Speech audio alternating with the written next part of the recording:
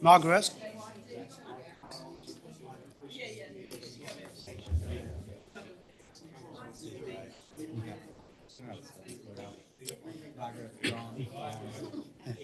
Can we take our seats, please?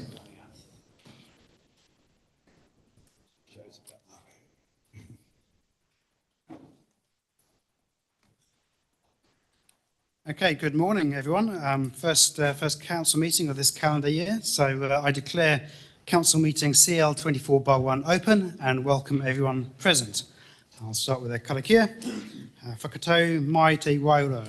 Whakawātea mai te hinanaru. Whakarite mai te tinana. Kia ea ai ngā mahi.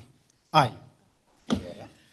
Please note that this meeting is being live streamed and the consequences of that. I have an apology from Councillor Granger. Is there any other apologies? I think we'll hear otherwise. So can I move and seconder for Councillor Granger's apology? Councillor Murray Benj, Councillor Joyce. All those in favour, please say aye. Actually, is Councillor Sol online? He was there a moment ago. He's here. Okay, right. Thank you. There are no late items. Does anyone have a declaration of interest they wish to say? No? Okay. There are no public excluded items, and so we'll move to public forum, where I have noted down Richard Coles to speak on his submission to Plan Change 92. So, Mr. Coles, if you'd like to come up the front and just press the microphone button and you'll be live. Thanks very much. Submission was on behalf of Kiwi Green New Zealand Limited, and the submission point was in respect of 21 Francis Road in support of the industrial zoning. Craig Lemon, Director of Kiwi Greens, asked me to present to you today just to confirm that on behalf of the Kiwi Greens landowner that they support the industrial zoning. And recognise that obviously there are other submissions that have been presented with differing views. But obviously the future urban growth option is probably not one that's supported by Kiwi Green. Thank you. I've got a letter here just outlining that, if that could be tabled. I think that's been was being circulated to the councillors online, and I think it's tabled in the agenda. So thank you for that. Are there any questions of Mr. Coles? Councillor Murray Benj. So what was it that you were wanting? That we have the decision recommendation is that you're opposed to? Yeah, so the Commissioner's recommendation has recommended future urban zoning for 21 Francis. You think that should be let go now? The plan change was promoting industrial zoning for the site, and that's what the Kiwi Green New Zealand are wanting for the site, is industrial zoning to apply. Okay. Any other questions? Councillor Daly. Yeah, I'm just interested, Kiwi Green, had they been considering some sort of industrial development themselves, or just think it's a appropriate place and for that, what was proposed in the first place? Yeah, obviously they're into kiwi fruit and storage, warehousing, diversifying a portfolio of commercial, industrial buildings throughout the Western Bay plenty. So they thought it was a good site. Didn't really want it to be left in the future urban hiatus. Yeah. And there was no concerns about the size. It would be enough size to do what you were planning, thought might be appropriate. Yeah, it's 4 hectares in size. Yeah, so larger buildings, quite clean in terms of stormwater and landscapes facing Francis Road. Yeah. Councillor Henry. And this may be in notes, but just a quick question. When did they purchase the property? Well, I don't know, but it was several years ago, I think. Several years ago. Yeah. And they knew then, that's why they did it. Yes. Okay, I don't see any further questions. So thank you, Mr. Coles. I appreciate your attendance today. Thank you. Thank you. Okay, councillor, so we'll move on to the minutes for receipt, starting with item 9.1 on page 8, which is the minutes of the Makatu Community Board meeting on 28th of November last year. Call for a mover and seconder to receive those, please. Deputy Mayor Scrimgeour, Councillor Henry, all those in favour, please say aye.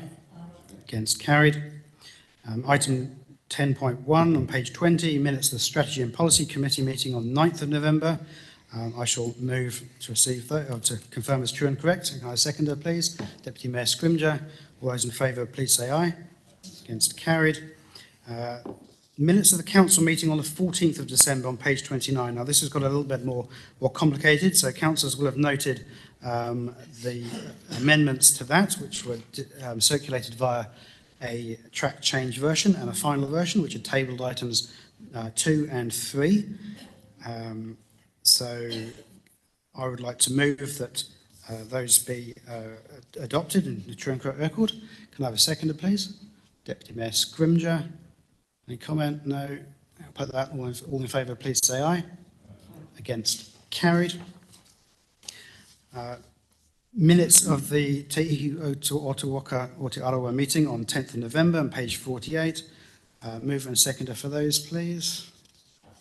Councillor Crawford. Aye. Councillor Daly. Put the motion. All those in favour, please say aye. Against, carried. So moving on to our reports, item 12.1 on page 55 is the Tourism Bay of Plenty draft statement of intent.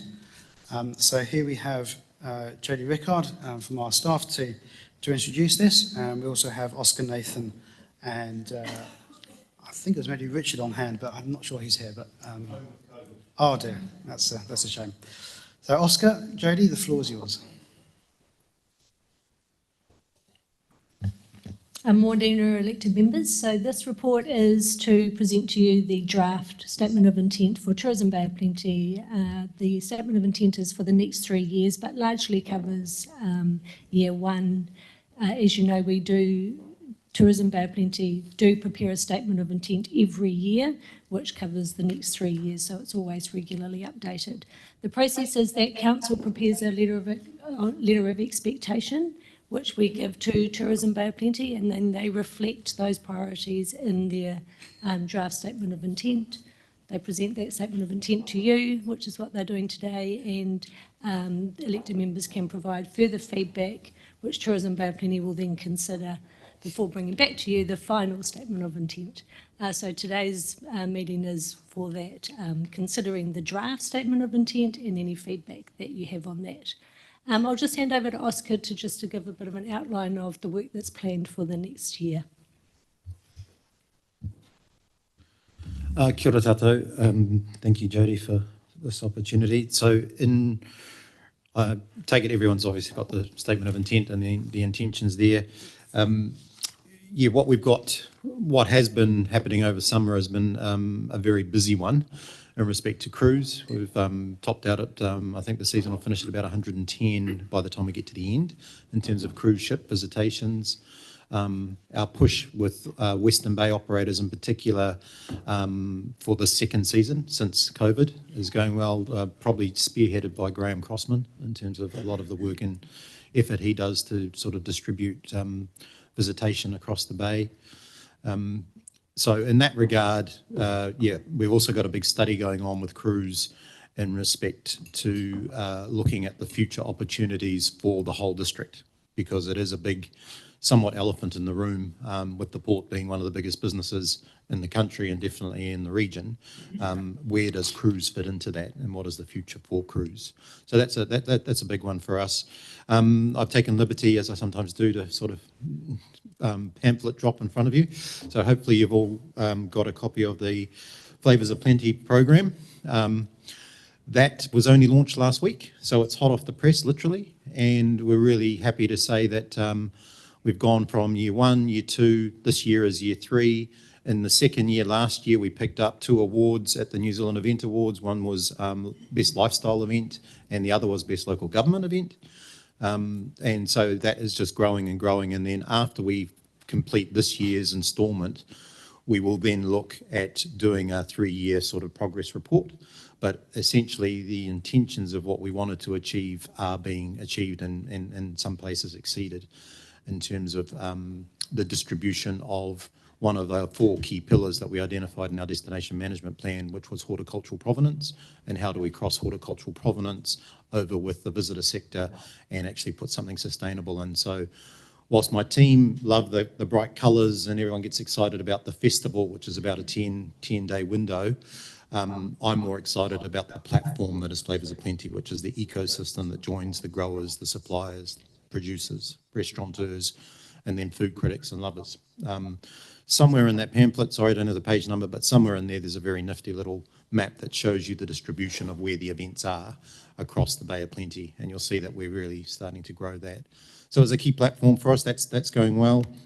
The other one is where I think we've hit our straps quite well now around the cycle trails and the brochures there and the updating mechanism that works. So as per this time of year, we've generally run out of brochures because we load up ahead of season and then we defer everybody to online and digital. And then as councils, either yourselves or TCC or Whakatane, as we've included them across the total remit this year, as they develop or announce or launch or repair particular cycleways, we then update that digitally and then that's ready to go for the next season's produce. So in that regard, things are going really well. There's one probably thing I'd like to draw your attention to, and I'll send it through Jody. Again, we've just completed that. We came hot off a board meeting yesterday. We've now got a very interactive dashboard of total data and insights around tourism available on our website. We've been working hard on that. It is difficult, I don't need to tell you that, in terms of with the incoming government and some of the changes and the tightening of various things. One of the things that's hitting us nationally is data sets. So between Stats and MB, they just seem to sort of drop the ball on particular data sets that the industry's been relying on for quite a while. So it's timely that we've actually picked up some other opportunities to replicate those data sets with other regional tourism organisations like us. And the timing's actually perfect because they stopped 2 months ago, they stopped the MRTEs, which is the electronic card spend regionally. So we've now got another way of measuring there. So yeah, happy to take the report as read and obviously alongside Jody answer any questions or things that you may have through the chair. Thank you. I've Tracy, Councillor Cox, about to ask a question, but I'll just ask first of all, in relation to Tauranga City Council, they said they had their feedback on your statement of intent on the 12th. And I was just wondering what that feedback was from that meeting. Yep, just got that just before our board meeting too. So it was a succinct letter in respect to, there was a couple of things in there. As we are walking through the process of exploring what a sub-regional branding exercise might look like. So they've highlighted that as something that they'd like us to sort of continue with and have a look at. That in a way is quite separate funding to any of the BAU that we've got. So I don't come to this council and say something I don't say to the other council. So essentially you fund us as a specialist organisation to deliver on visitor marketing and destination services over and above anything else that sort of comes in, particularly if it's project orientated. Then we work on that, but we also price that out in terms of what that looks like, and a branding is a big thing. So there was that through the chair, and then a couple of the other things were similar to Flavours of Plenty, is what's our progression plan with Flavours of Plenty and where are we going with that. I'm happy to actually share, sorry I didn't bring that letter, I'm happy to share that email through Jody. It's all publicly available, I'd imagine. The other thing was for us to explore transparency in terms of, I think that's just a standard thing around sort of reporting, which to be honest, I think we do pretty well, but we're just going to tighten that up a little bit more and make a lot of our information a lot more publicly available. I think that's just a theme going through. And there were one or two others that I can't remember at the moment, but there was nothing major in there, Mr. Mayor. It was pretty much just feedback. Yeah. They were happy overall. I'm pretty safe to say that, I think. Thank you, appreciate that. So I've got Councillor Coxhead. Thanks, Oscar. Just a couple of questions. Firstly, and this might come back to your comment about data set and MB information, but do we know what revenue this area gains from tourism and what percentage of our local GDP is that? And second question is tarnished frocks and divas. Is that still something that happens now or not? It's, I know it went into a hiatus, particularly driven by COVID. So just answering that second one, we've got a discussion. I'm also working quite closely with Tauranga City Council's events team on a sort of a clearer strategy. And I know that that is in that discussion because it is quite iconic. But my understanding at the moment is it's still in abeyance for the time being whilst they're trying to sort out a few things. To answer your first question, I will get the link through to our new data sets. That does provide a degree of that information. That's what we've been working hard on. So ever since I started, it became very apparent that we needed to be clear with Western Bay, Tauranga City Council, and to a degree Whakatane in terms of what the impact is on each of those stakeholder communities. So the new data sets we've got do a deep dive. So at the top of the page there's actually some tabs that you can actually go to Western Bay specifically and look at, literally we only launched it yesterday, so I'm not sort of really clear on the measurements, but we do have a page at the back that sort of clarifies where we get the data sets from and how we're accessing them. And that also includes what we've done is also in line with about 60% of other regional tourism organisations in the country. So we've sort of made sure that we're balancing out when the government's dropping the ball.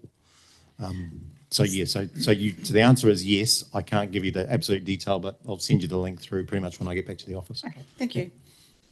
Okay, Councillor Henry. Right. So I'm picking up on something you'd said when you were in here before about the title and how it is not just an event. This is you, this is us, this is what we do in the Bay. We've got flavours. And one of my younger couple friends of mine are involved with that, the Kari avocado tour with people, very enthusiastic guy. Yep. So he was trying to explain it to me and how the longevity of that over, years you're going to develop. Can you elaborate a little bit more on that, or? In terms of flavours? No, how it's not just an event. Oh no, absolutely. So the theme you're gonna. Yeah. So and that's probably where I get what you mean. So Flavours of Plenty, most people associate it simply with the festival. Yeah. When I talk about Flavours of Plenty, I'm actually looking at the platform of our horticultural provenance across the region. So it's sort of like an iceberg. Underneath the water is, as I mentioned, all our agricultural IP, everybody that grows, that distributes, that services, that connects. The festival's sort of the part where we wave the flag and celebrate. And I think the other thing that will grow over years going forward as a platform is we're actually already starting to, some of them are included in here, but off the program itself that people can purchase and buy. And just to remind everyone, we pass it forward. So we make no money from Flavours. That goes all to your businesses, goes all to your operators. We don't even clip a ticket. So that's our role, is to sort of encourage economic development through that. Outside of the program of Flavours, we also encourage and assist in workshops and getting people in. So we've had the likes of Sarah Meikle, that was the architect behind Wellington on a Plate. We've had her in a couple of times talking to our foodie guys. We've invited Ben Bailey when he's not doing his promotions and his production. I think he's into his third season. He's a local boy that's got a lot of experience to share with people. So yeah, we're really trying to strengthen that ecosystem. So the goal in 3 years, 5 years time is that as much as what people know about Fork and Hawke's Bay or Wellington on a Plate, they will start resonating this region as a horticultural provenance region. All right, Councillor Joyce. Just looking at the financials, funnily enough. Yeah, I knew that. So you're budgeting for a 30% increase in contribution from the Western Bay of Plenty District Council. I don't remember that in our long-term plan discussion so far. Is that something that's, Jody might be able to help with that? Are we really increasing? I know there's some talk about some projects, but a 30% increase seems, I don't remember that in the long-term plan so far. Yeah, so through you, Mr Chair, we have had those first initial discussions on the economic development activity, and there was some feedback given from elected members around that. But as part of those discussions, what we discussed, and this is going back to the community committee workshops that we had last year as well, was the development of those local tourism opportunities in Makatu and Waihi Beach, and looking to extend those further, as well as the Tech Park Strategic Plan Review. Now, all of that is over and above the BAU for Tourism Bay of Plenty. So essentially what we had factored in was some dollars to start to implement the local tourism opportunities work in Makatu and the local tourism opportunities work in Te Puke. So it's kind of project specific work there. And yeah, just on the back of that, I think what Oscar has said about Flavours of Plenty is really relevant. One of the tourism opportunities for Makatu is the Kamoana Festival, and looking at how, which is not operating at the moment, but looking at how that might be able to grow off the back of something like Flavours of Plenty. So a lot of work to be done on that. If you want the work done, you've got to fund it. Subject to long-term plan. Okay. Bay of Plenty Regional Council, Oscar? Nothing? Is that, I think no, there's Councillor, there is some work going on there. So we're coming to the end of their investment in the Green Room program, which has been hugely successful. So over 3 years, we committed to getting 100 operators across the region on that regenerative journey. We'll probably crack that at about, we'll exceed that target, which is what I've been driving the team to do. And we had an update yesterday. It looks like we're definitely going to do that. So they're actually considering some other options, and I suppose that's the issue outside of yourselves and TCC as our shareholders. I'm constantly working with the likes of regional council. I'm just not in a position between now and the end of the year to say that, but I'm highly expectant of support on other programs. TCC's also got some sustainability programs that we're sort of come out of a different pocket that we're looking at as well. And the other one is I'm also having quite serious conversations with the CEO of Whakatane Council and the new CEO of Ngāti Awa, Ruben, in terms of opportunities there that we could assist that Whakatane end with one or two big projects that are more around working with me and my team's IP around helping them, that would bring in more funding. So not necessarily projects that don't help the bottom line, but will help us. The punchline, of course, is that from next year, you're projecting deficits of around $600,000 a year. Yeah. And as you also put it out in the notes, that's probably not sustainable. No, it's not. So what's your plan? Yeah. Well, knew that you would ask that question. So yesterday at the board meeting, we made it very clear. So we've gone through a whole bunch of things. The board's meeting with me next month, and we're going to do sort of a budget reforecast and looking at what is likely coming in, where we're at. There's a few things that will manifest between now and the next 5 months. And I suppose like everybody, which is where I'm attuned to exactly the challenges you're facing, as is every other council, we, like everyone else, will start tightening our belt and looking at what provision of service we might have to sort of shave off a little bit in terms of what that might look like. We're not talking dire straits or anything like that. It's pretty much just being really pragmatic about, we would usually try to keep the profile of the bay. We would invest in a lot of things in a sort of low season campaign and those sorts of things. We might have to sort of cut back a little bit on some of those things. So it's just being pragmatic. If you know your business, you know where you can cut the cloth a little bit. Yeah. I mean, it's up to 18-20% of your expenditure. So yeah, I know there's some significant stuff there. Significant stuff you need to do. Yeah. And you're aware of it. That's great. But as we're shareholders, I guess we should ask. Yeah, we'll be We'll sort of keeping. We'll be keeping Jody in the loop, and obviously through you. Yeah. Thank you, Oscar. So if there's no further questions, we've got 5 recommendations there. I'll look for a mover and seconder for those, please. Councillor Henry, Councillor Daly. Any debate on this? Councillor Murray Bench. To speak to it, the recommendations. Could I say, Oscar, since you have been appointed to lead this organisation, you have been without fault. And it's been really quite exciting to understand your reach that you've been able to achieve. And I note what Councillor Joyce has said about the funding of it. That will always be pressure for all of us. But at this stage, the fact that you've reached out to the east, Graham Crossman, for example, and further out to the west, it's good from Western Bay's point of view. And it's a great shame we're not a unitary authority, that we could have more of that regional council income to justify the work that they don't do and we could do.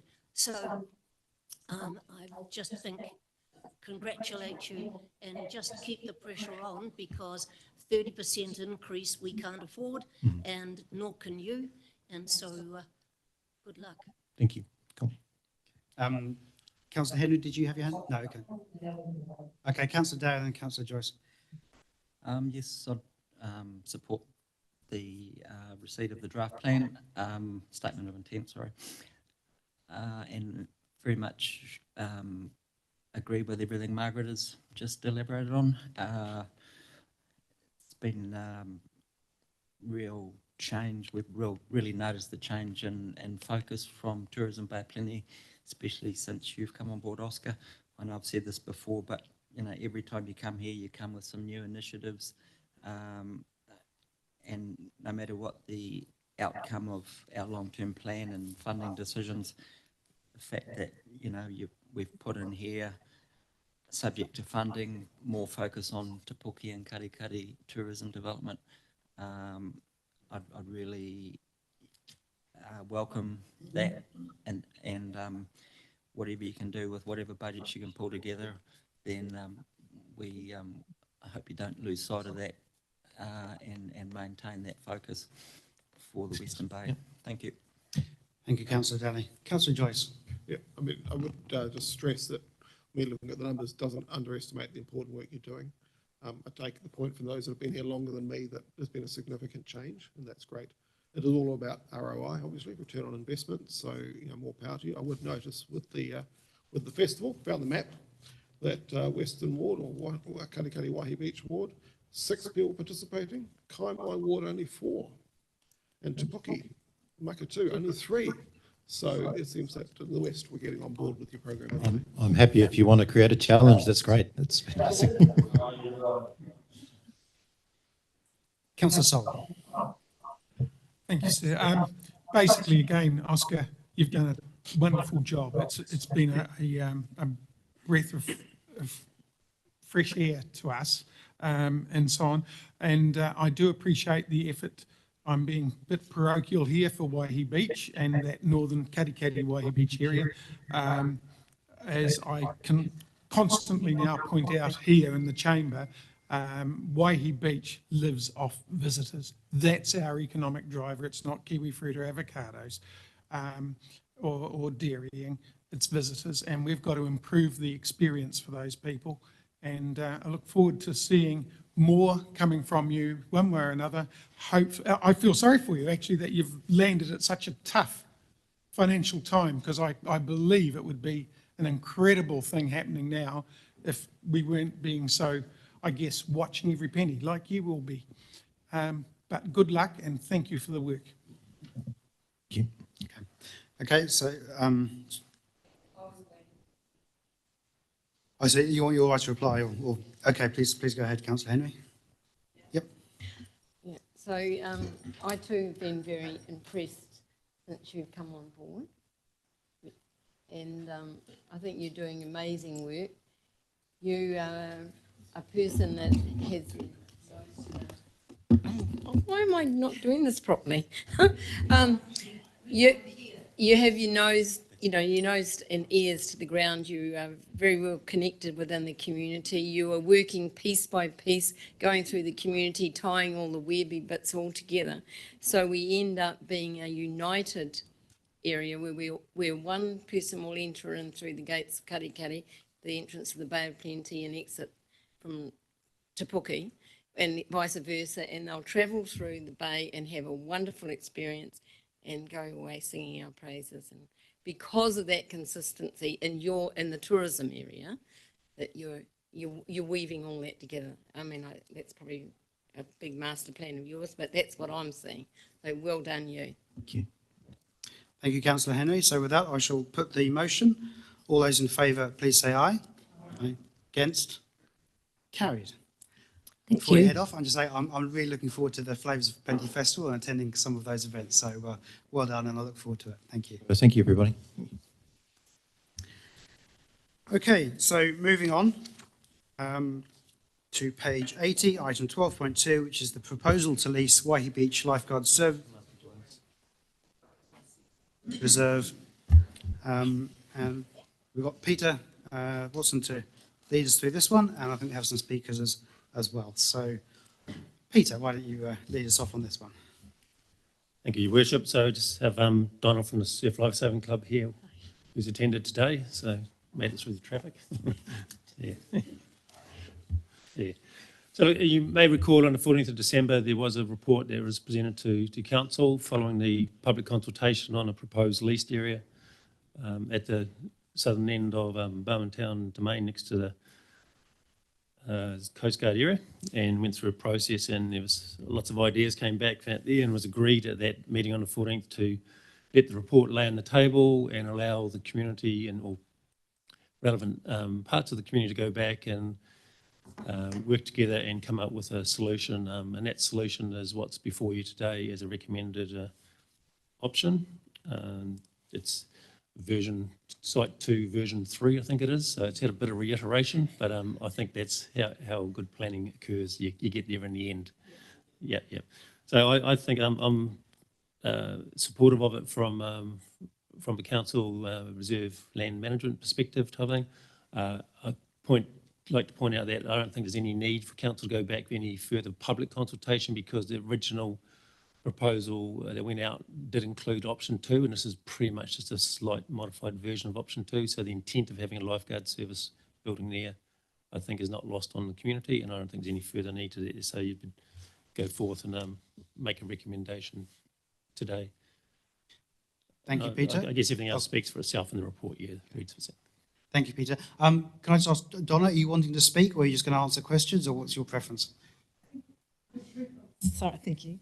Good morning, everybody. I think we've proven need, and now we're down to just that location and working with the other stakeholders. So I'm really here to answer questions, but I do have images if you need it. Okay, Councillor Joyce. So I think you already answered the question, but are you happy, Donna, with the outcome? Yes. It was a very good exercise to go through, where we actually pegged out all of the sites, and then when all the stakeholders arrived, realised we had to eliminate 2 or 3 of them immediately. You could tell that you're going to put us at risk over the flood zones, and the future could be difficult for us. So yeah, at the end of the meeting, we are very happy. Yes. Peter, I welcome your comments about the process. It was and your praise for it. Is there some learning points for us in the future, do you think, about how we could have done this differently in the beginning? I guess my experience is that at some point in time you need that engagement. It's whether how much you do that up front before it comes to council's table, or how much happens after. It's like concept planning. We started a thing with Tahawai the other day, but there's lots of opportunities, lots of touch points and people to be involved. And it's as long as people are aware of those opportunities, I think is a quite important thing for the process. But either way, I think we ended up out of this process with a good outcome, and we got there in the end. But it's always trying to have that vision of where we want to get to, and yeah, there will be different views about how we get there, but the focus is on getting there. That's what we're trying to do. And if I could comment on that, because we're volunteers, so we live in a bit of a different space. Like I've talked dairy cows this morning on my way here, so we live in a different space. So I think that the guidance that we've had from Peter has been exceptional. If I knew, what I knew way back 3 years ago, that if there was a process template that said, right, community, pull out your stakeholders, get their initial thoughts on the project, because I feel like Pete's being the conductor, trying to bring all of it together, when in fact, if I'd known what I've known, I would have just gone the other way around, got everything detailed and motions made by all those organisations, and then given it to council. Yeah. Very valuable feedback. Thank you. Thank you.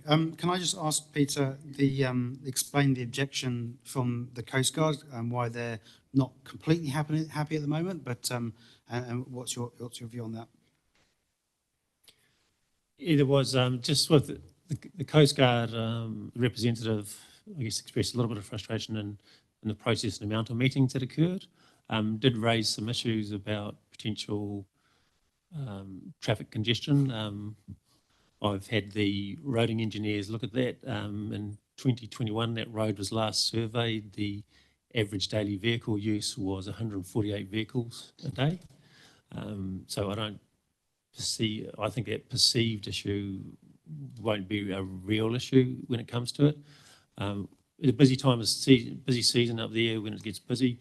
There's so many cars and stuff around that kind of manages the traffic anyway through speed, and it's a very low speed environment there. So we don't think that's going to be as big as issue it may have been perceived to be. And the Coast Guard still, in this proposal, the good thing for them is they get that area of parking at the back, which has always been something they've been bottom line on, and so that I think they're happy in that respect there. Yeah, but I think I think that we can all move forward now. There's good majority support in this community. Yeah, and if I can just reiterate that as part of our own emergency services, we have our own, let's call it traffic management, because we're trying to keep the public away. And the rest of the time we're actually on the water. So once we launch our boats, and same with Coast Guard, all you've got is one vehicle that had the boats on it, you know. And we only have 3 lifeguards on patrol at any one time in that region. So there's 3 vehicles and possibly a supervisor. So it's not actually a location that we're generating traffic. It's just us on duty. Yeah. Thank you. Councillor Henry. Few questions I have. When we were out there and you had all the sticks around and we were moving, that's what we're talking about. That's pretty much that. Yeah, so you know that site that was one on of the high. trees. Yeah. So at that point, the PO Shores, who had raised a reasonable objection, they were happy with that and still happy with that. Yeah, and they've written that So they're that's happy good. with that. 'Cause we location. haven't seen them or talked to you since that day. So my concern, or not concern, but the question to you, Peter, is in the Reserve Management Act, it says that the services like driveways and things should be, you know, used by the groups, you know, to minimise the impact on the reserve. And we've had difficulty and still have not been able to conquer it with the lifeguard, with the Coast Guard. There's no way they would allow anyone to come into their driveway thing. So we now have 2 driveways side by side. Can you, I know it's difficult, but there wasn't anything that you could do about that, dealing with one person? No, I don't. Well, I guess the Coast Guard have a lease over their site, so that effectively gives them a form of property rights, and they're quite entitled to say that if they don't wish other people to come over across their land, because that may affect the operations. That's totally their entitlement. They're entitled to the kind of peaceful use and enjoyment of the land that they lease off the council. But I think the solution we've come up with, and given the vehicle numbers we're talking about, I think the 2 can be compatible side by side. I think we all decided we weren't going to push the issue any further. Yeah. Anyway, the other thing was that the Coast Guard had said that they were going to leave the area very much like it is and just use it as emergency parking. And I'm just wondering whether that's going to cause problems. People don't park in there now. The public don't go in there and park. That's not going to cause more problems for them with their emergency parking. I don't believe so. As I explained to the President of the Coast Guard, is that to get to that area at the back, they must cross your lease land, and you have the right to manage your lease land access control, whether you want to do a bar gate there or whatever you want to do. Your call, yeah. It is good that they'll leave it. Yeah. Yes. Not doing it now. Yeah. And so they remains the ability for them to manage that themselves. Councillor Crawford. Yeah, just comment about the BMX track relocation. So, yeah, how do they work out? Because I saw that some people were unhappy about that being affected. So that's been resolved, and who pays for the cost of that? Yeah, so just right back in the very initial meeting that we had here, I did put up on my presentation that we would fund a revamp of the BMX track because the overseers said that it's old fashioned. So if we're going to do work, which we've budgeted for, we've got the money already put aside, and we would do the BMX track upgrade with their consultation. I don't know anything about, BMX tracks. We're going to do it when the earthworks is actually done when we start, so that the BMX track will be all dealt to. So by the time summer comes, it's already done and designed, and all the earthworks has been done. So it'll be done at the same time we start building. How did you resolve the cricket issue? The new building site puts us even further away from the cricket site, and I think Peter would confirm that PO Shaw's sports community are happy with that change, and it doesn't impact some of those other concerns they had. Councillor Sol. Okay, I'm really pleased that something's sort of gelled out of this whole thing. It seems just a little bit disappointing maybe at present that there aren't two emergency type services that aren't perhaps quite getting on as well as I would like to see them, but I believe it's an opportunity now for you moving forward. Yeah, I think that's a misconception. Yeah. Totally. We train regularly together. We are tasked together. We talk about the gear that we're going to use that is overlapping. So we're engaged with the Coast Guard probably 2-3 times a month. So there's absolutely nothing wrong with our relationship. What has happened though, they've got a particular goals about their organisation, and we have as well. And there's been a lot of community confusion that people think we are the Coast Guard. So yeah, I've had to write a lot of communication. So what we do is the 400 metres, sort of out to a K along the whole coastline, 75 Ks of it, and we jump in the water. Okay, basically that's what we do. Where Coast Guard is looking after the section from that sort of 500 to a K, then all the way out. Okay, and so yes, we get tasked around rocks because we have the boats that can bounce around the rocks. We can go up to swimmers who can jump in and rescue people. That's not the role of the Coast Guard. So I think that the community's got really confused. They don't have a first aid room. They don't carry, like in all their vehicles, oxygen, defibs. All our pre-emergency training is done to that level. So very different, but so complementary. We work so well together. And I wanted to make sure that the community understood that we have different goals. That doesn't mean that we have any relationship issues. Yeah. And the other side, and it's being a little bit unfair, Peter, but that's an average. The issues can happen at any time, obviously emergencies and so on, but we have peak seasons which would have traffic flows way greater than that. It's just being sure, I'm really pleased, don't get me wrong about this, that we manage, or how are we going to deal with, I think, things if they get to a point where traffic management is an issue on that strip of road. Are we able to be nimble enough to fix the problems, I guess is really what the question is, so that people can access and get about their emergency operations. So, Mr. Chairman, to answer that question, and the Deputy Chair may wish to chip in here as well, but we have the after-hours security, or the contract that manages all of the noise complaints, the dog control and the freedom camping, but also do parking up there over that seasonal period. So if there's any issues about people parking across driveways and doing stuff like that, we have got the ability to send some resource down there to administer and police that. And once you do that in a small community like that, that word gets out pretty quick. So we can manage it through that process. Thank you. And to keep in mind that our emergencies aren't actually at the hub. If we like the 4 that we've done recently at Bowen Town, we've been much more around the Anzac Bay. So all the fire engines or the police or Coast Guard, we're all left that area. So I don't see that as too much of a concern, and if it was, we wouldn't be driving that volume of traffic. It's not going to come out of us being there. It'll be wherever the location of the emergency is. Thank you, Peter. Thank you, Donna. So I think we need to move on to recommendations. I'm happy to move 1, 2, 3, and 5. That is to grant the lease. Councillor Joyce, second. Is there any debate on that, further debate? Councillor Joyce.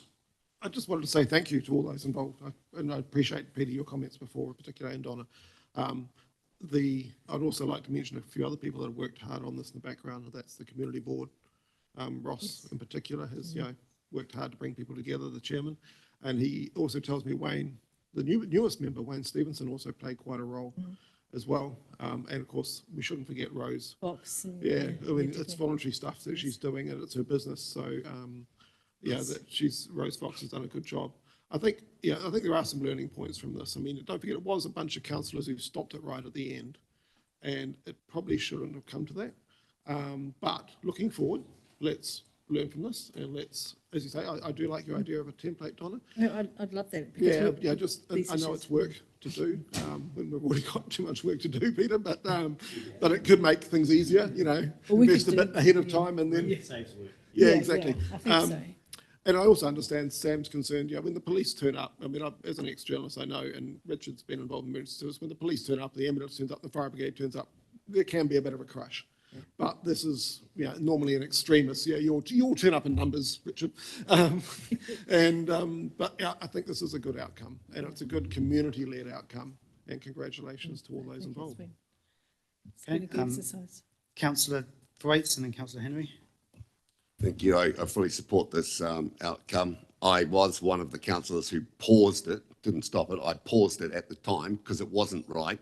I visited the site 4 or 5 times over holidays, spoke to numerous people who are using that site, and I knew there was a better way, and I'm glad the better way is found. So congratulations. Thank you. Councillor Henry. Well, I concur with everything that Rodney had said, and it did actually cause a little bit of pressure to us as councillors, but we got through all that, and thank you, Peter, for continuing to work with the community and the outcome that you've got today. But I think the congratulations for me really goes to you, Donna. Perseverance. Yes, perseverance, and always with a smile on your face. Yeah, look, we're all and you got the must same be very place. pleased to come to this day. Yeah, very. And very. you've worked very hard, and thank you for what you've done. So Really we appreciate feel it. our services are getting more demanded all the time now. So this is a really part of our big strategy to continue to offer things for the next. And I know someone who can paint a lovely mural on that building for you when you drive in. Leave it to the arts policy. Yeah.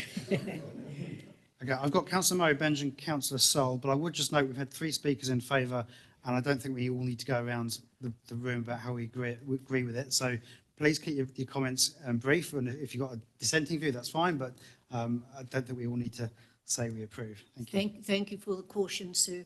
I'm just so pleased that you came in today, Donna, because it's the only opportunity we've had publicly to say thank you to you for the leadership you give to all those young people out there in Waihi Beach.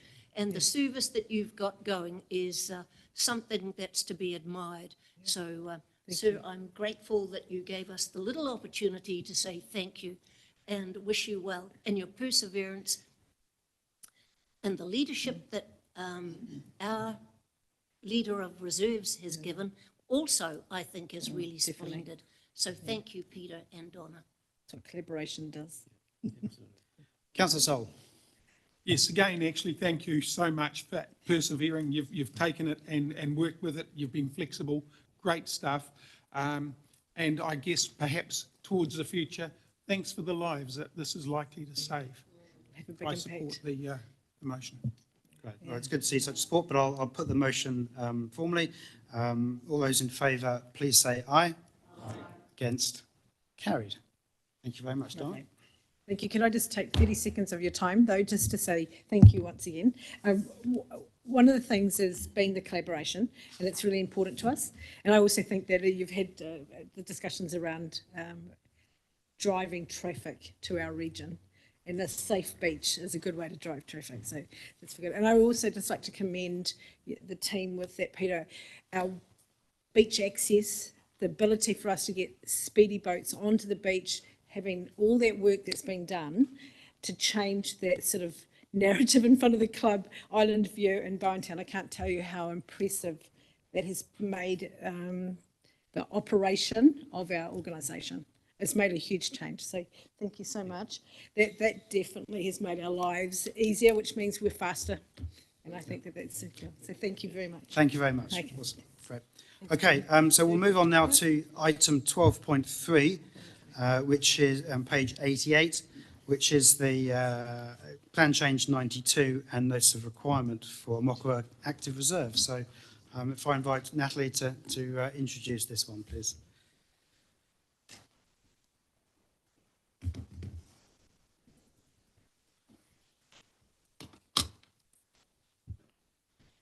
Thank you. Good morning.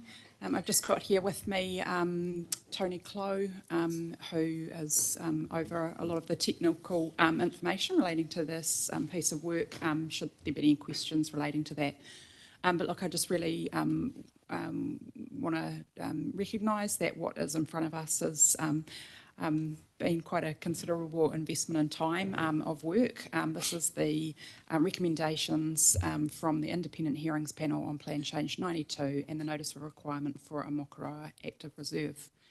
The planning processes came to us via the RMA Amendments Act in 2021, which saw the introduction of medium density residential standards across our two urban areas of Mokoroa and Te Poke. And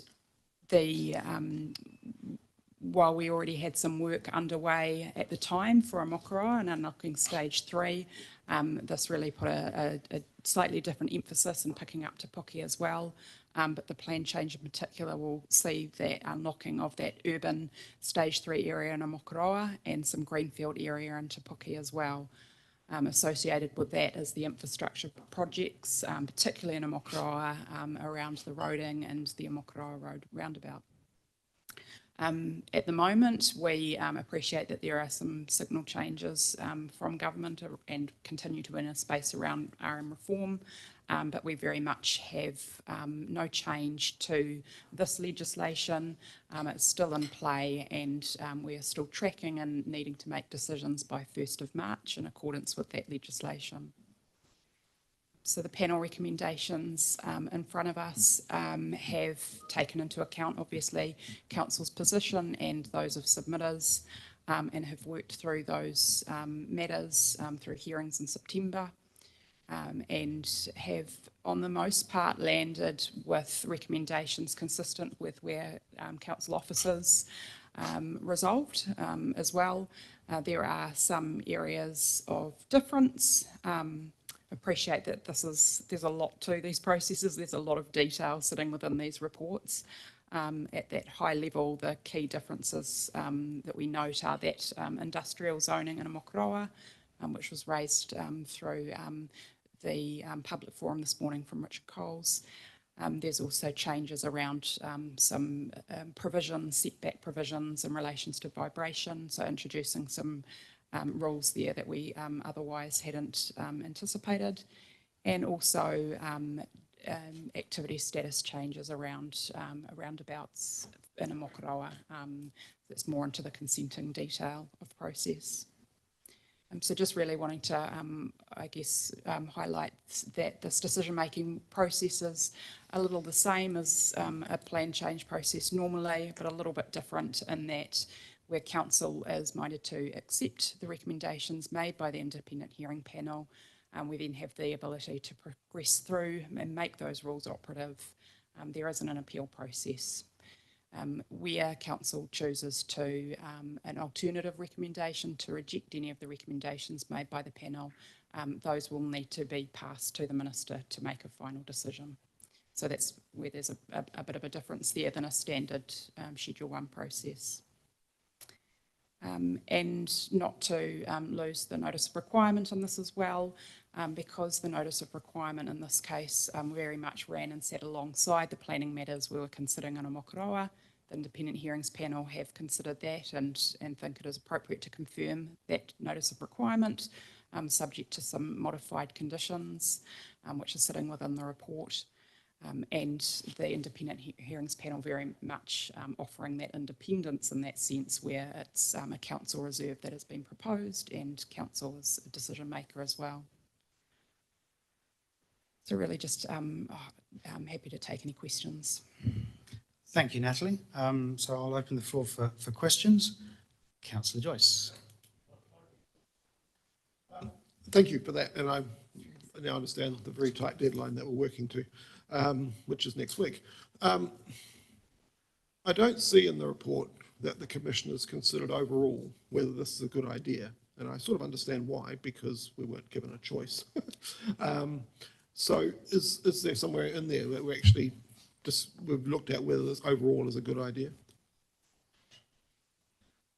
No, I think you're right in saying that we had no choice, and therefore they moved on and just addressed the specific submissions and recommendations that they needed to make.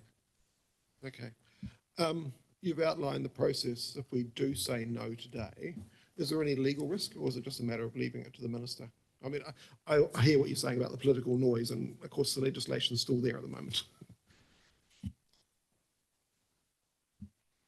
It does fall to the minister to ultimately make that decision. I think the key points there are just around what might lead you to making a changed recommendation. There are some provisions within the legislation around ensuring that that's based on the same information that was available to the hearings panel.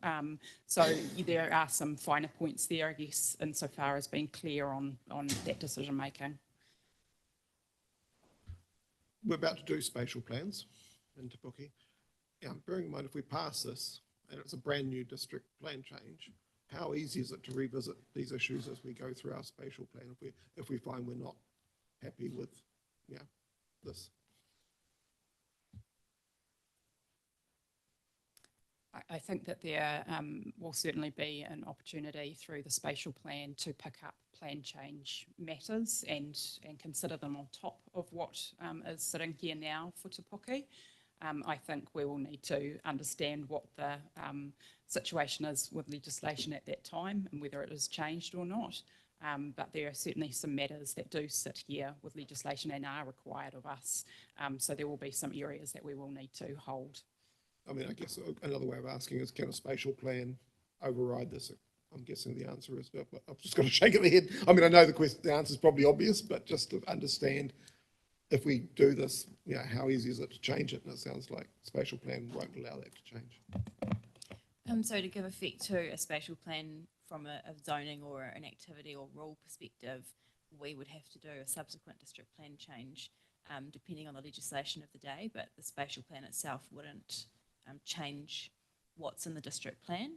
It's more of a conceptual process that would then feed into other processes like district plan or also long-term plan from a budget and funding perspective of what's contemplated in the spatial plan. I've got a couple more if I may, because it's quite important. Go on then. Sorry, it's and I apologise that I wasn't here for the workshop in beginning of February, but I couldn't be in the country. This plan change seems to rely heavily on public transport, and it does discuss the availability of public transport and vehicle kilometres. Other than noting those concerns, I mean, I guess it's a difficult question, but what public transport expansion plans are there? Because these are areas that don't have, was there any reassurance given on future public transport plans to actually make this work? The plan change itself, although there's some objectives and policies about what you're talking about, it doesn't go into any details about actual solutions to that extent. Last one, I promise. Our first go at medium intensity housing in Katikati has not been wonderful. We have a subdivision with no curbside recycling because the trucks can't get in. We've had difficulty with emergency services getting in and out. I realise that the fire service did raise some submissions in this and only some were accepted. I mean, how confident are we that we'll be able to provide a full level of council service in these situations when we don't want a repeat of what we've done in Katikati? Yeah, you're right. We did have a look at the Fire and Emergency NZ submission in a lot of detail, and we had our engineers, traffic engineers, development engineers have a look at it, and they felt that on balance the district plan and the development code already had those provisions in many years earlier, and they felt that they were still sufficient. But we also had to take into account that this is a medium density plan change. There's requirements to allow a certain number of dwellings on a site, minimum densities per hectare, and if you widen your roads and access too much, then you struggle to meet those targets. Thank you, Councillor Joyce. Councillor Coxhead. Thank you.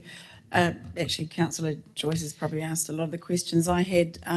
Yes, and I appreciate the amount of work that's gone into this as well, and it wasn't something that was optional at the time. Just for my clarification, so because the new government has now announced that we do have the option of accepting this or not, we're not sure about the legal, well, there doesn't appear to be any legal, we can actually make a decision either way, is that correct? The legislation as it stands, you can make a decision either way to accept or recommend, or reject, and that's on the recommendations. So there is the ability to obviously to step through the actual provisions and look for where you may choose to accept all or some. So we don't have to step through each of the items, the 50 odd items? Not individually, no. but obviously pulling out one in particular or others as an option. So I very much appreciate the need to build more housing, but I do have some concerns, particularly around the transport side and the ability the potential for a lot of houses or houses to be built without garages or sufficient off-street parking. And this does largely and hugely rely on a good public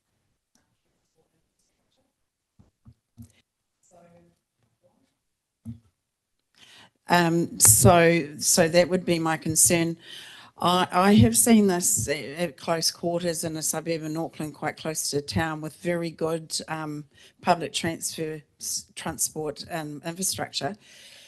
And the houses don't have garages, they don't have garden sheds, they don't have anywhere to even keep a bike, let alone a car.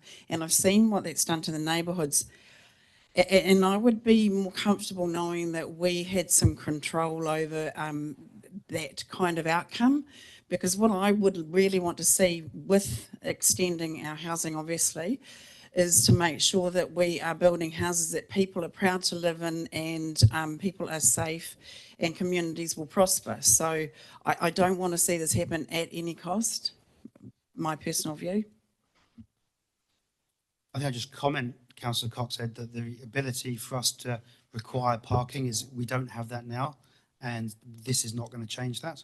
So I take your point, and we have heard before in workshops and elsewhere that developers do still provide parking, because to not do so makes their houses unsaleable or more difficult to sell, should we say. So there is, the reality is it is still provided, but we can't force that. I think it's also worth pointing out that with TNL2 hopefully on its way, public transport should then become much more viable in terms of, frequent bus services to Tauranga. But that's maybe a few years off. Anyway, did you want to comment any further, Natalie, or have I covered that? I think that was well covered. Thank you.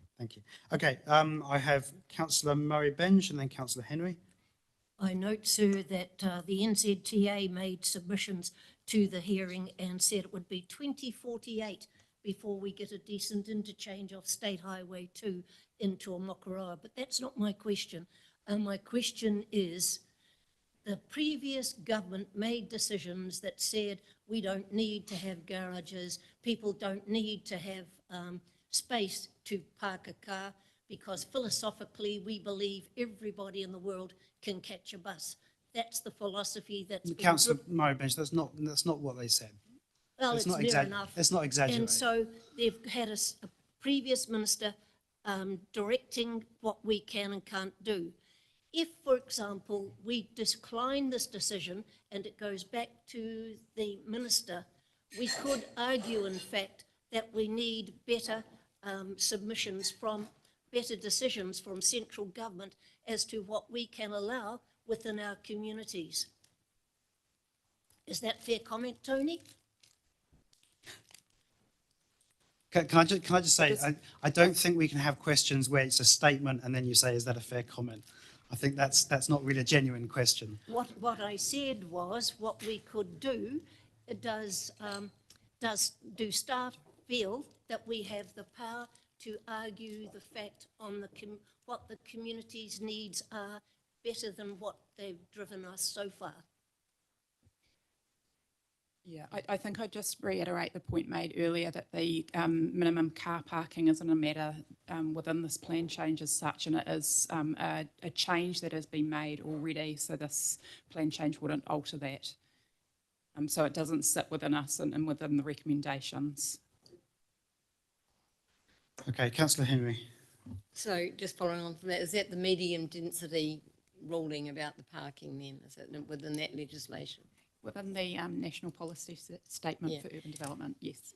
And to say that hopefully we might get this, is how we got into this situation anyway.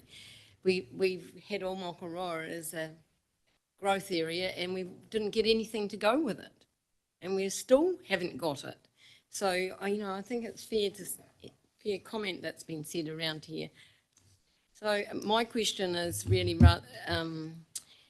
going back before I became a councillor and bearing in mind what the submitter here had talked about, because I always believed that Francis Drive area was going to be a commercial zone or whatever, where those sort of businesses could develop.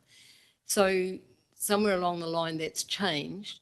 So my question is, people do buy property on the whim, the idea that this might happen. What I'm trying to establish is was that established and now we're changing it. Francis Road was a commercial area under the, that being a, more housing and and now this plan's changing it so these people can't do what they thought they were going to do. Under the operative district plan, it's future urban, and it's always been anticipated to be industrial. Is that what you mean, rather than commercial? Yeah. So we proposed industrial zoning for all that land along Francis Road, to the west of Francis Road and to the east. It's the panel's recommendation for that area west of the existing Francis Road intersection with the State Highway to stay future urban. So they were concerned that we hadn't done enough consultation with the landowners on the other side of the road in the medium density area. And also they were worried about that the definition of industry would allow any sort of industry to occur in that area, heavy dismantling, manufacturing, engineering workshops and things like that. And that was one thing they mentioned, that they were concerned that our rules as they were at the moment would allow that to happen. And they were concerned that there wasn't scope to have light industrial rules within there, which we have in other parts of Omokoroa.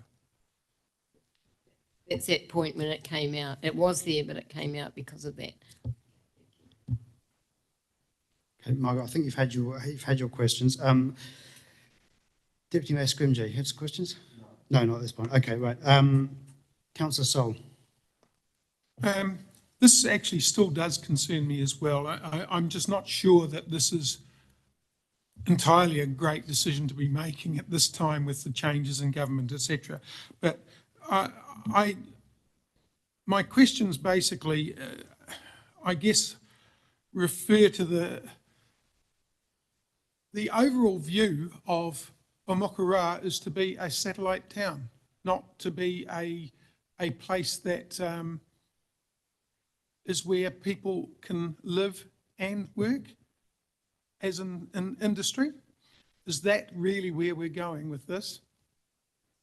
And if that's the case, I guess I'm asking again, as I have others, where is the public transport and when is it coming? So the provision of public transport is a regional land transport matter. So I think off the back of this plan change, if approved, that would provide a really strong advocacy point for this council into that process, that you are going to have, you have planned for, and there will be over time, this projected increase in population in Omokoroa, which would support further public transport services in that space. I am conscious councillors that this is not a rework. We're not today reworking plans from smart growth that have been in place for 20 years about where growth happens. This is about a plan change and enabling what's already been decided is our growth area. So I just highlight that. But I've got also a question from Councillor Daly next. Yeah, I'm just wondering, has the Minister provided any further context or direction to councils on the enabling housing supply legislation? Obviously, he hasn't told us to stop doing it, or he's going to make significant changes that would make significant changes. Otherwise, we would have heard about it, I guess. But can you provide any further direction that he's given? We haven't received any further direction. Can you point me, I'm sorry, I haven't found it yet, but what we decided to do about the vibration setback?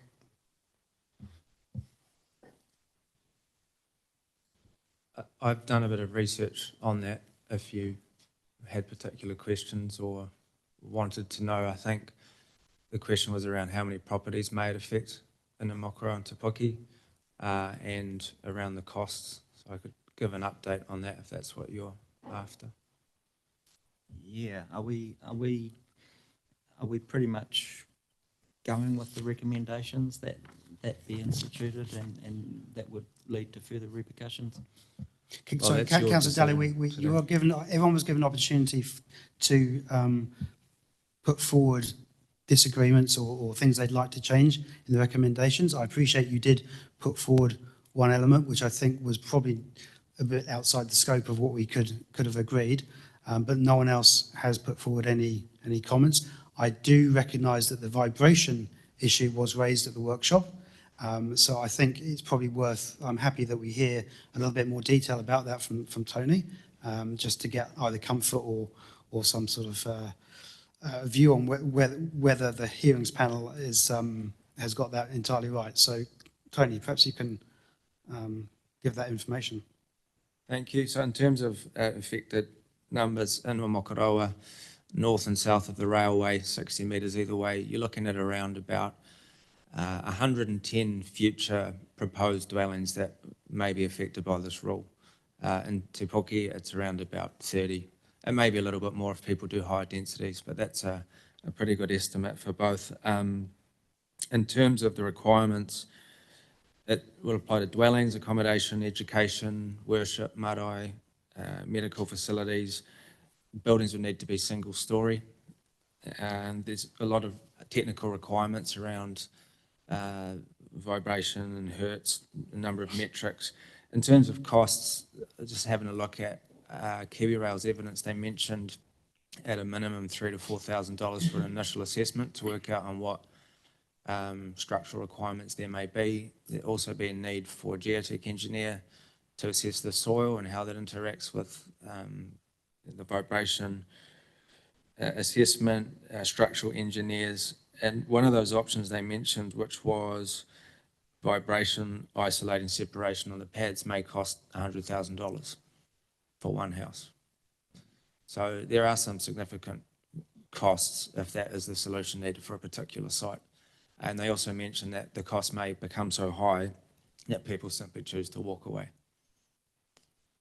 So is what you're suggesting that the cost to mitigate that issue is extremely high, and that if people are aware of it, they walk in with open eyes, and that's just, they can accept that or not, depending on how they want, whether they want to buy the house or not? That's right. And KiwiRail, they also said that the costs of doing the vibration measures are more than worth the outcome that you get protecting those residents from the effects of vibration. That's their view. Okay, thank you. So I'm going to go with Councillor Wickers next.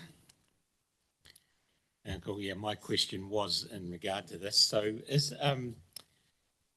it normal that cost mitigations fall on the affected party and not the party that produces the problem in the first place?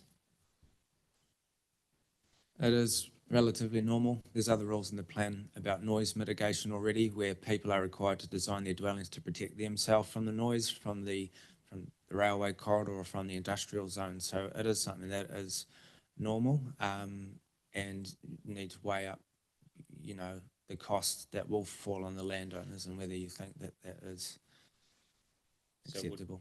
would Kiwi Rail as a business take any responsibility for and be looking at ways that they can mitigate noise and vibration?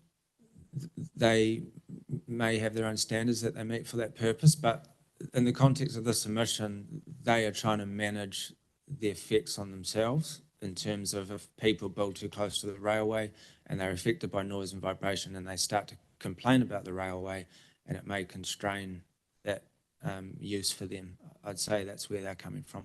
It's the old reverse sensitivity, I think. So, yeah. So I've got Councillor Joyce, Councillor Crawford, Councillor Coxhead and Councillor Murray Bench. I'm conscious we're sort of slightly on to round 2 of questions. So if you can keep it brief. Councillor Joyce, please. It's actually a follow-up, James, to yours, and it's a technical question. Yeah, if you're under the vibration zone or in a noise zone, does that get put on your LIM report so that you know before you buy the property? You know, do we actually, how, because I mean, it's one thing if you buy a property and you know about these things, but we don't, it could well be that people buy a property and then find out they're going to put $100,000 dampers on their house. So technically, do they find out beforehand through the LIM report? The LIM report only needs to specify a number of things in accordance with Lagoima Act. But generally, you don't need to put something in a LIM if it's already apparent in the district plan. So, and the district plan maps are provided and a reference to the district plan is provided, but doesn't necessarily specifically tell them every problem they may In the find. vibration zone. Yeah. Okay. I would suggest that if you buy a place within a few metres of a railway, you should know. Yeah. Okay. Councillor Crawford. My phone. Yeah, so this rule will only apply for new development because, you know, like Grant pointed out in Te Puke about the houses, they're already close to the railway line. Is that correct? And then if this does become, and if it does become something that Kiwi Rail are wanting to enforce, is there going to be any legal requirement if somebody improves the property that they have to comply with it? Yeah, so the way the rule is drafted, it would apply to any new buildings or additions to buildings. So you can assume that would capture an extra bedroom, for example. Yeah. Okay, Councillor Coxhead. Just based on conversations I've had and largely Aomakuroa residents, my belief is that people in the community, like existing residents of Aomakuroa and potentially Te Puke, I can't speak to that so much, are not aware that Plan Change 92, the extent to which it affects a very large portion of both townships, we'll call them. I understand there were community meetings, and I think, I'm not sure if they were held by the IHP or not, or with if they were council, but of course it was a fait accompli at this point that Plan Change 92 would proceed. So I'm just interested, was there big attendance at these meetings? Did many people come along and discuss this or not? Yes. There was in Aomakuroa, there was a lot of people there. What's a lot? A room full of people. Largely, roughly. Maybe I'll let Tony answer more fully, but I think to suggest that this process is somehow unknown or that people aren't aware, I don't think that's sustainable. There will always be people who aren't aware. That's just life. But I think this has been quite a high-profile situation from coming down from government, us doing our consultation, and all the coverage in the paper it's had in between. But That's Tony, not what would you I've like to heard. comment further on that? Yeah, so when the government announced the MDRS, we did have a very short time frame to meet with people again, and we did have those meetings. I attended 3 or 4 out there, and I remember that may have been between 50 and 100 people on some days.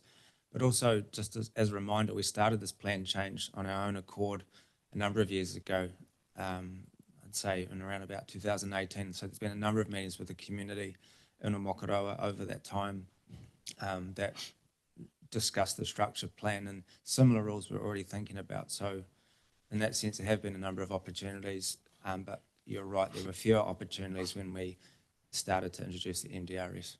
At that, we had about 6 months to prepare a plan change. Understand. Okay, Councillor Murray-Benj. I know Clearwater really, really well. I know the people who developed it. I know the people who live there.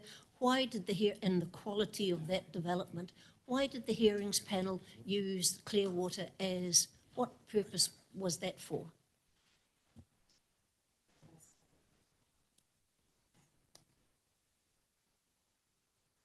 Sorry, Councillor Murray-Benj, what are you referring to? I'm not aware of what you're It referencing. refers to Clearwater in the lead up to the decision, and it implies that that was a guiding to the hearings panel. And it's an area out of Christchurch, just north, and it's absolutely superb.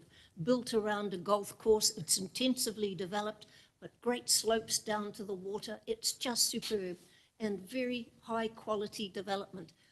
Why was that used? Can you tell me, Tony? The reference to Clearwater in the recommendation was around case law, and it was seeking to draw out and make clear at the start around what could be considered and what couldn't be considered as part of the plan change. So because it's RMA case law, they made reference to it. Because it is case law that has gone through the courts on previous planning decisions, they made reference to that to draw out the point around what could be considered as part of this plan change and what couldn't be. Yeah. Okay, that looks like the end of the questions. Did you have another question, Deputy Mayor? No, okay. So I think we're going to move, Councillor Daly. Yeah, thanks. I did have a second question. Go on. In relation to Richard Cole's submission this morning, was that, why did he feel the need to come and make that additional submission this morning, and was that encompassed in his original submission? That's what he's paid to do, to represent his clients. So I think that's, yeah. So he came in, yes, to further convey where his client was with their submission. And he made a number of submission points, and the matter that was raised was due to his client having land ownership in that area. And it was on that basis that he wanted to come in, and particularly picking up on the fact that that industrial zoning has changed over in the recommendation that was made. I mean, I did, I mean, you made some good points with regards to the suitability of the site for that, and I'm just wondering, I know we've got the possibility to revisit that in the future with our district plan review, but it does seem that this is a great opportunity to actually move that forward at this stage without a whole lot of extra submissions or going through another consultation process. And I'm not sure that there was a whole lot of opposition to it, apart from maybe those immediately affected. Councillor Dell, I think it's worth pointing out that in the submission that was presented, or the letter, it talks about the land being suitable for smaller and light industrial activities of warehousing. Now, we've heard today that part of the problem is that we have no ability to control that, in that it could be heavy industrial that gets put there instead. And so that would be pretty detrimental, I would suggest, to the residents nearby. And whereas light industrial might be a nice option, if it turns into a heavy industrial, then that could lead to much bigger issues. Would that be I did correct, hear Natalie? that comment, and I was just wondering from the staff, do you agree that we have got no opportunity, we don't have any control over what industry is built in that area under the proposal? We've had a look at this as well. So the panel was concerned about the heavy industry and felt they didn't have scope to resolve that through the plan change. We wonder whether that's the case or not. There's already rules in the district plan around light industrial. They apply to an area of land on the eastern side of Omokoroa Road. Essentially what it does, the land is still zoned industrial. The planning maps will mark it as light industrial. There's some subtle differences in the rules. Industry would not be a permitted activity in a light industrial area. It would default to needing a resource consent, and that captures, like I said before, manufacturing, processing, packaging, dismantling, or workshops. So if you were minded to want to challenge that decision, you could perhaps, or the recommendation, you could perhaps try and incorporate those rules into that area of Francis Road.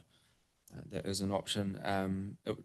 You'd still have a number of permitted activities, building and construction, wholesalers, commercial services, takeaways, service stations, medical facilities, vets, emergency services would be permitted in that area, just not heavy industry. I mean, and that's a great explanation, and I'm just wondering why the panel jumped straight from industrial to future urban instead of considering that option.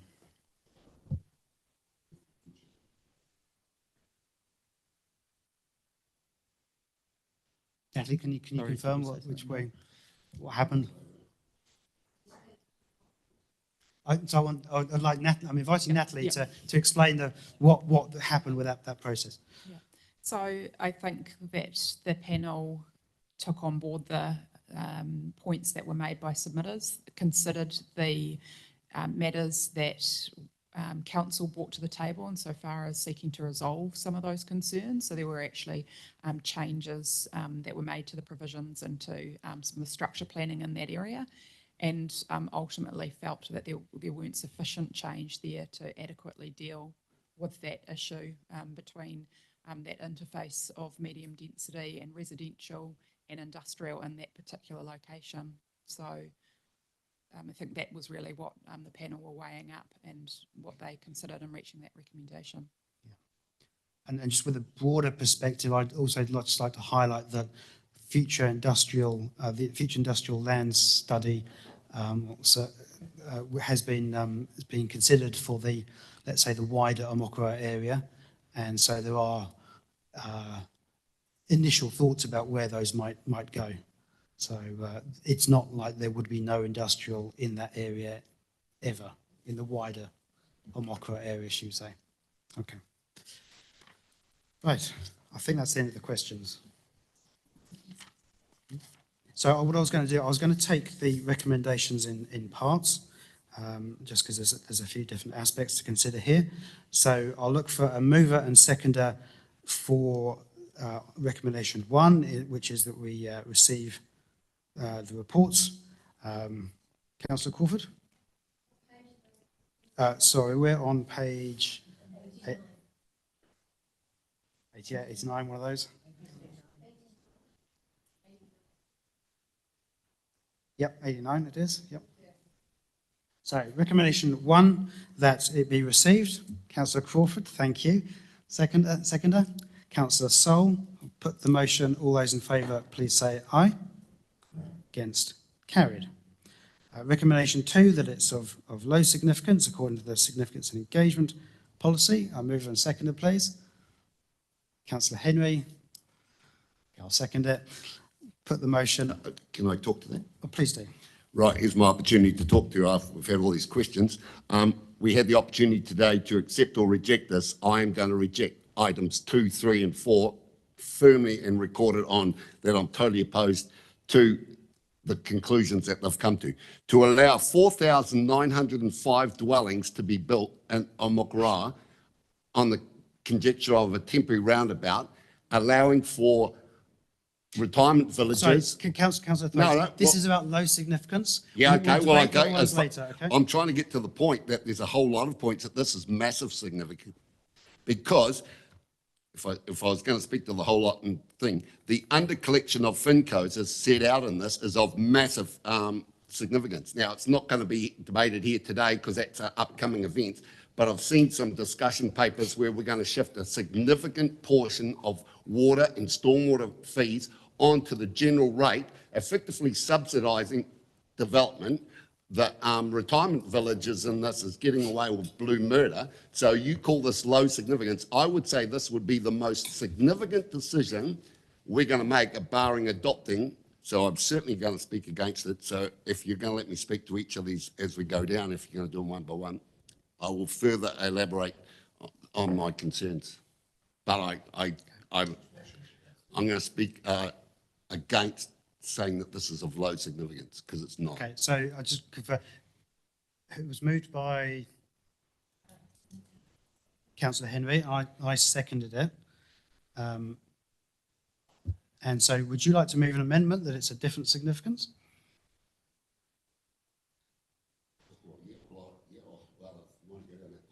This is of high significance. I'd move that amendment. Okay, debate. So to speak to that again. Well, you've put on, but it's not really against policy. I mean, it is against the policy, but the underlying implications of this are massive. So that's where my significance comes from. It hasn't been unfolded in this document today, but it might in coming months, and then residents will really get a feel of what's coming up the lift. Please. Sorry, I'm aware that there are certain rules around different levels of significance. So if we go to high significance, can someone from the staff please advise what that would mean in terms of consultation? Okay, because I realise it triggers certain processes. Thank you, Your Worship. This feels a little bit deja vu-ish, this conversation around significance.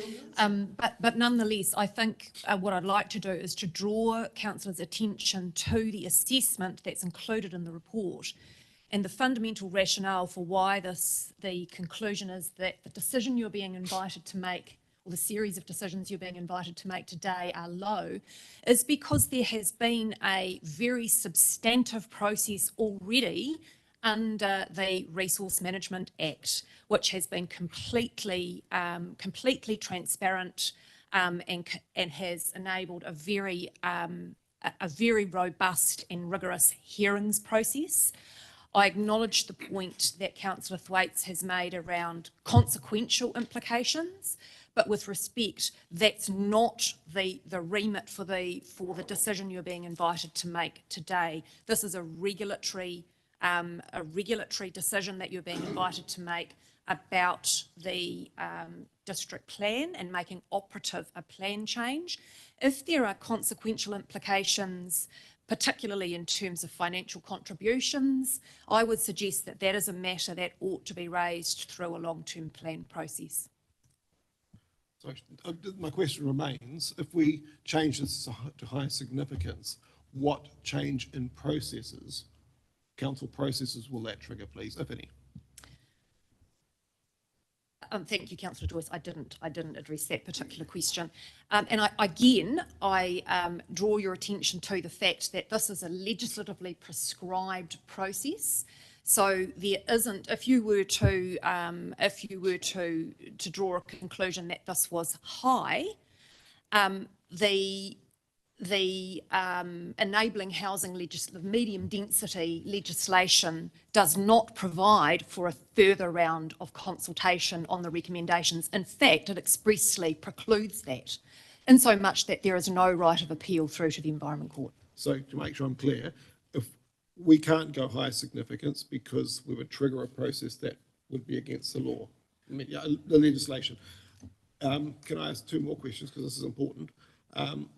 If we do medium significance, that would not trigger those extra processes. Am I correct?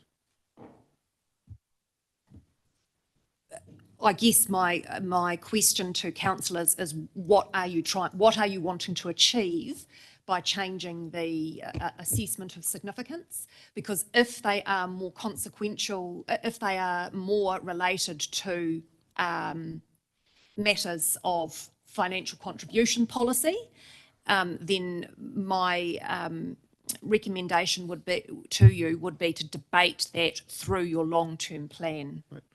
I guess it's a technical question though. If it's medium significance, does that trigger any more processes?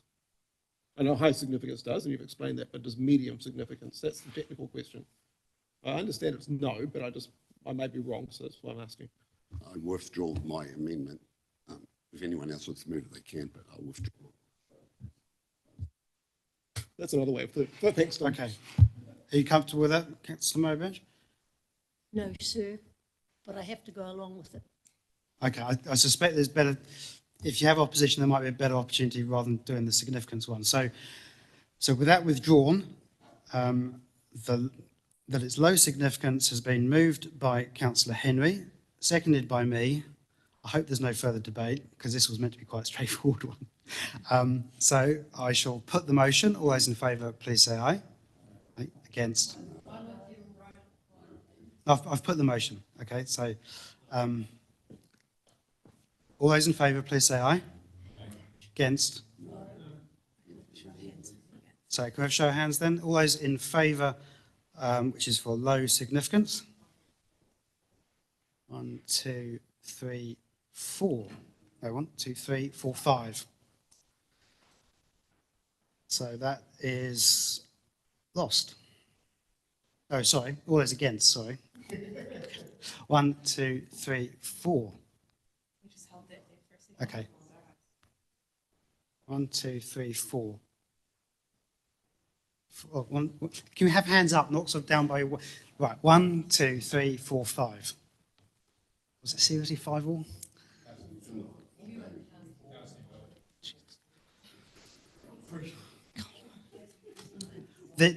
I think this is... Did someone not vote? Okay, can we please do this again? Did anyone abstain? Grant abstained. Okay. So with 5 all and 1 abstention, that's the first one in my triennium, it comes to a casting vote. And I think that's not actually relevant, but in this case, I will exercise my casting vote to remain at low significance because the significant element of decision making is coming up, and I don't think this particular resolution has a great deal of flow on in this situation. So with that, I'll declare it carried.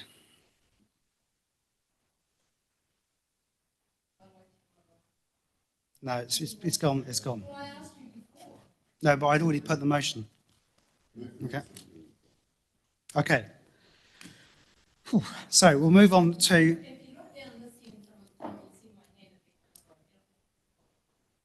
Okay. Right.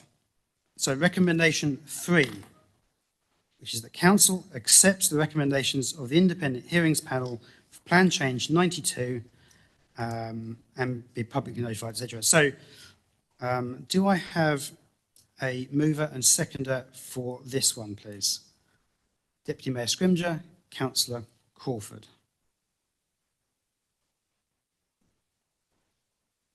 Deputy Mayor Scrimgeour, would you like to speak to your... Yeah, I would like to say a bit to this. So obviously, if I move this, I'm planning to vote for it, but I have to say that it is with mixed feelings that I do that.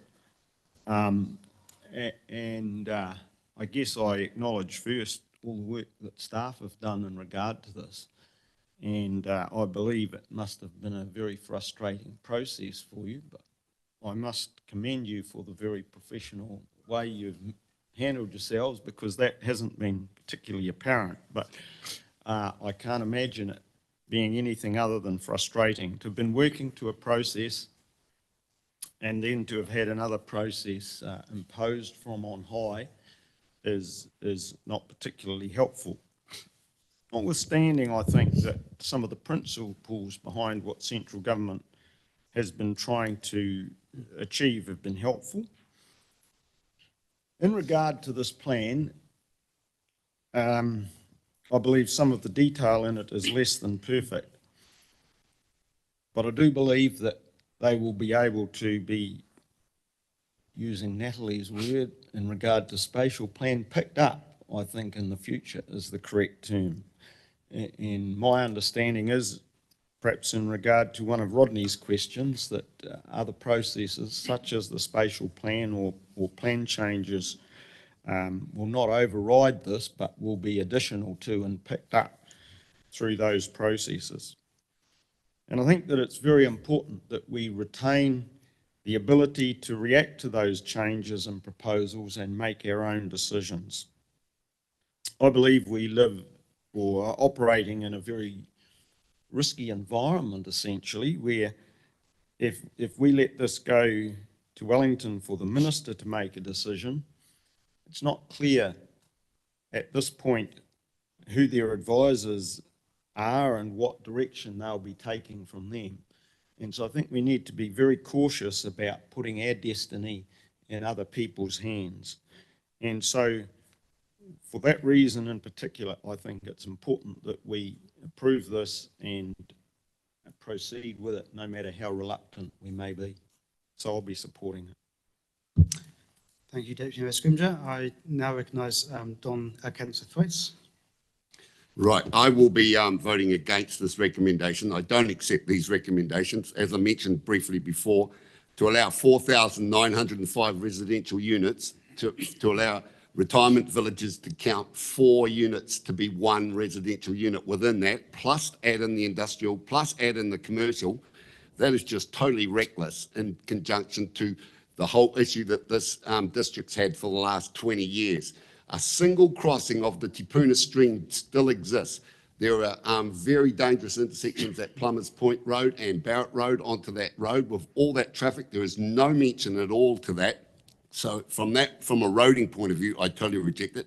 From a financial contributions, the shortfall, we're already starting to see that in the stormwater. To allow the retirement village union throughout the country just get away with absolute murder, I'm just totally against it. Need to start through Local Government New Zealand some sort of campaign back against those.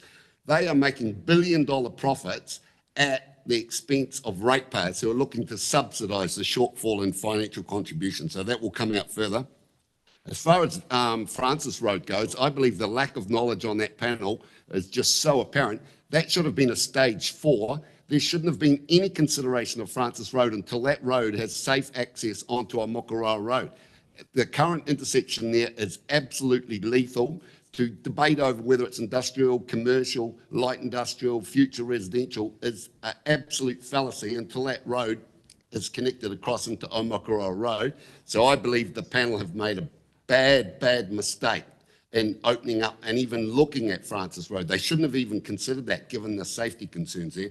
So from that point of view, I will be voting. Oh, and my final point, to move to industrial right on the doorstep of Aomakaroa. I thought we were trying to build an attractive town there and then potentially going to allow a whole strip of big industrial buildings along State Highway 2 frontage, fronting our settlement that we're building.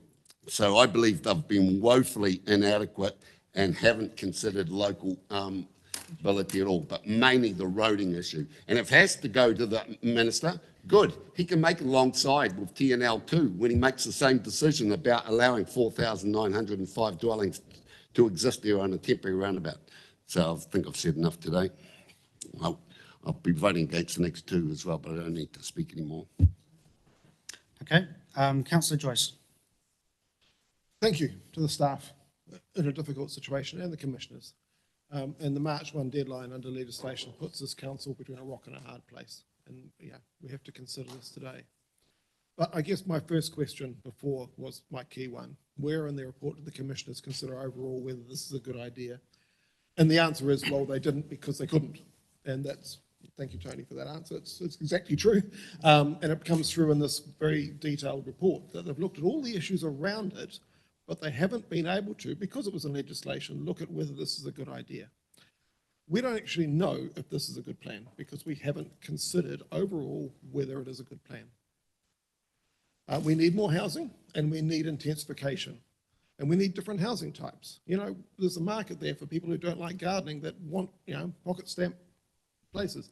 Affordability is important. You can't do that. Everybody has a quarter acre paradise. And I acknowledge that Mokoroa and Te Puke are our growth areas. We need to try different things in these areas.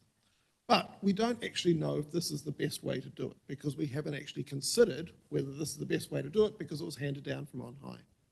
I am concerned about the fire service versus the district plan. If the fire brigade says they can't get to your house, then I actually take that really seriously. We already have that problem in Katikati, where actually the fire brigade managed to get to someone who was dying and they couldn't have saved him anyway, but then they couldn't get their fire engines out. And that's a pretty new subdivision in Katikati.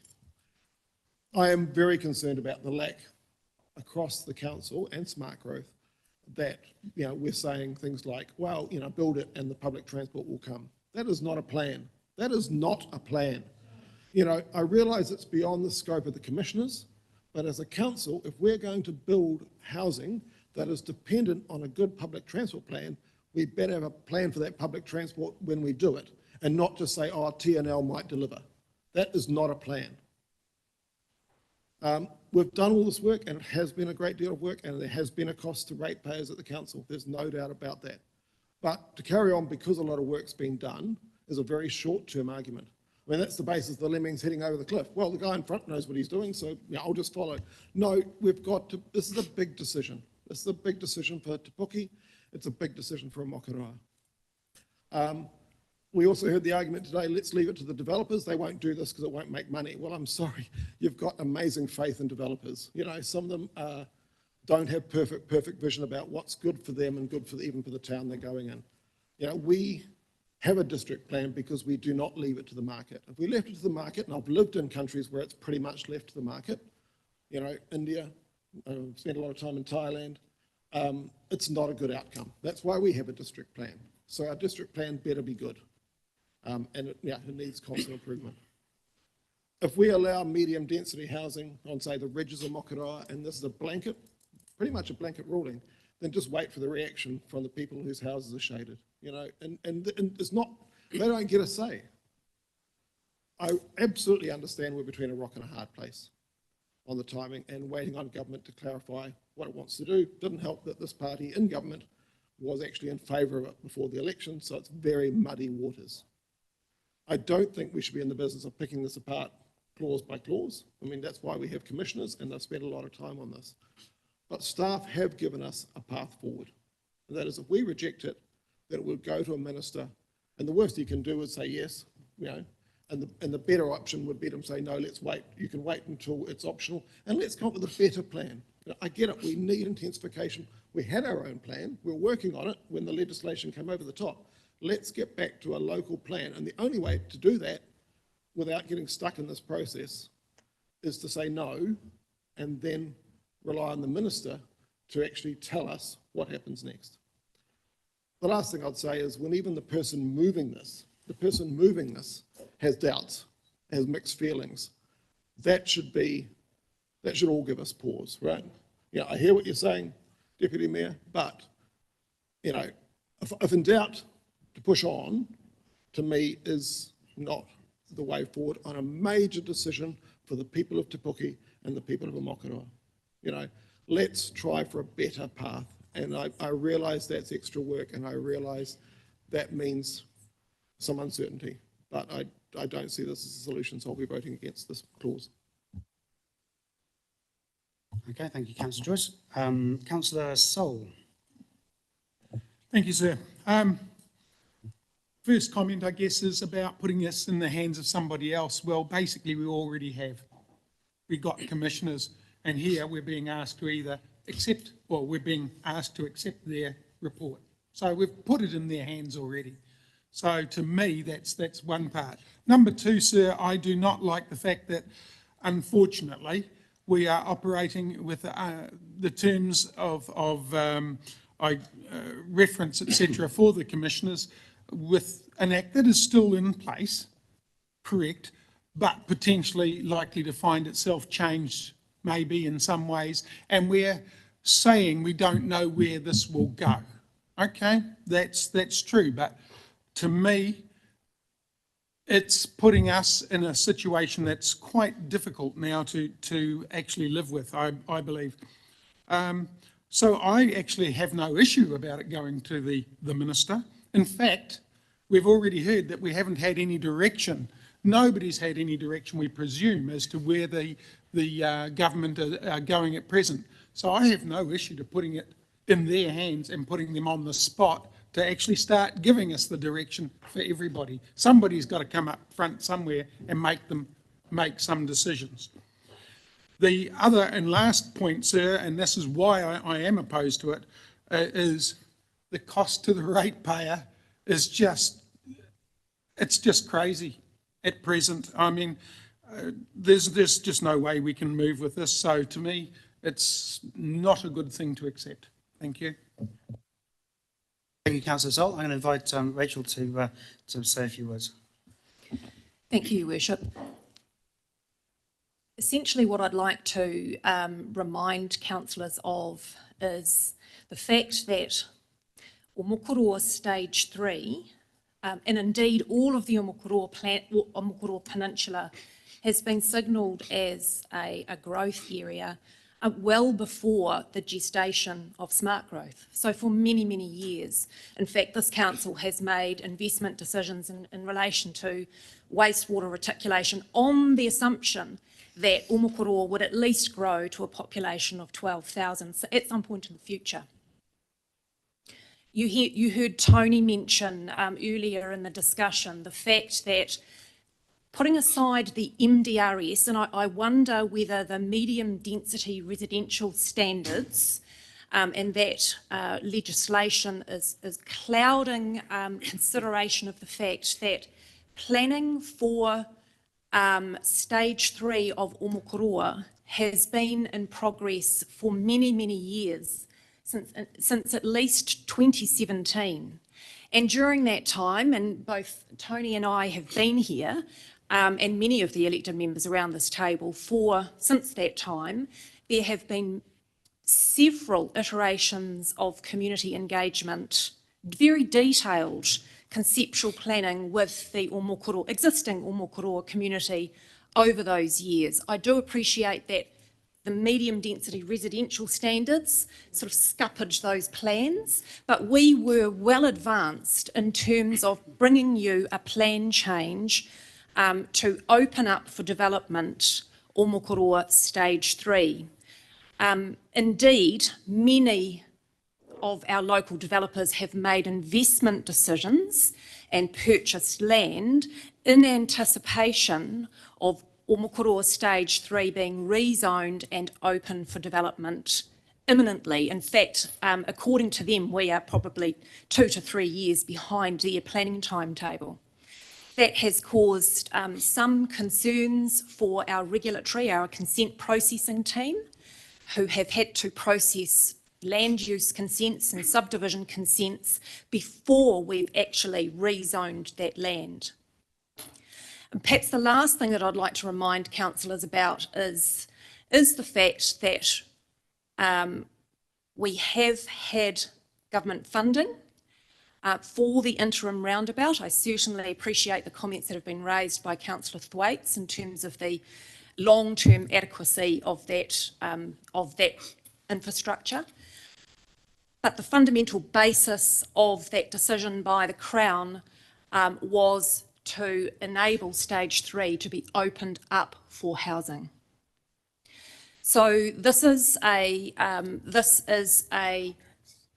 important decision for this council, not only in terms of the Omokoroa community, but also in terms of its commitment to the Urban Growth Partnership, of which the Crown is a member, to opening up land for housing, noting that we have a significant housing crisis across the sub-region. Thank you. Thank you, Rachel. I now go to Councillor Coxhead. Thank you, Rachel. I will still be voting against this as well. I take on board what you're saying, and I mean, I do want to see more housing, and I believe particularly Omokoroa to this stage has developed at a very good standard and a very high quality, and I would like to see that continue. I'm not confident under this is what will roll out. So for that reason and the reason of roading, public transport, I am concerned and I will be voting against this today.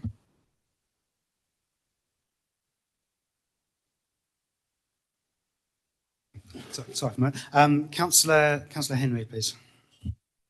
I am too very concerned with what Councillor Thwaites has brought up today, because, and I see our GM has moved out of the room, because for a long, long time, I have been concerned about what we collect from our growth. And I don't think we actually collect, well, in fact, I'm 100% sure we don't actually collect the money that we should be getting from our growth. So,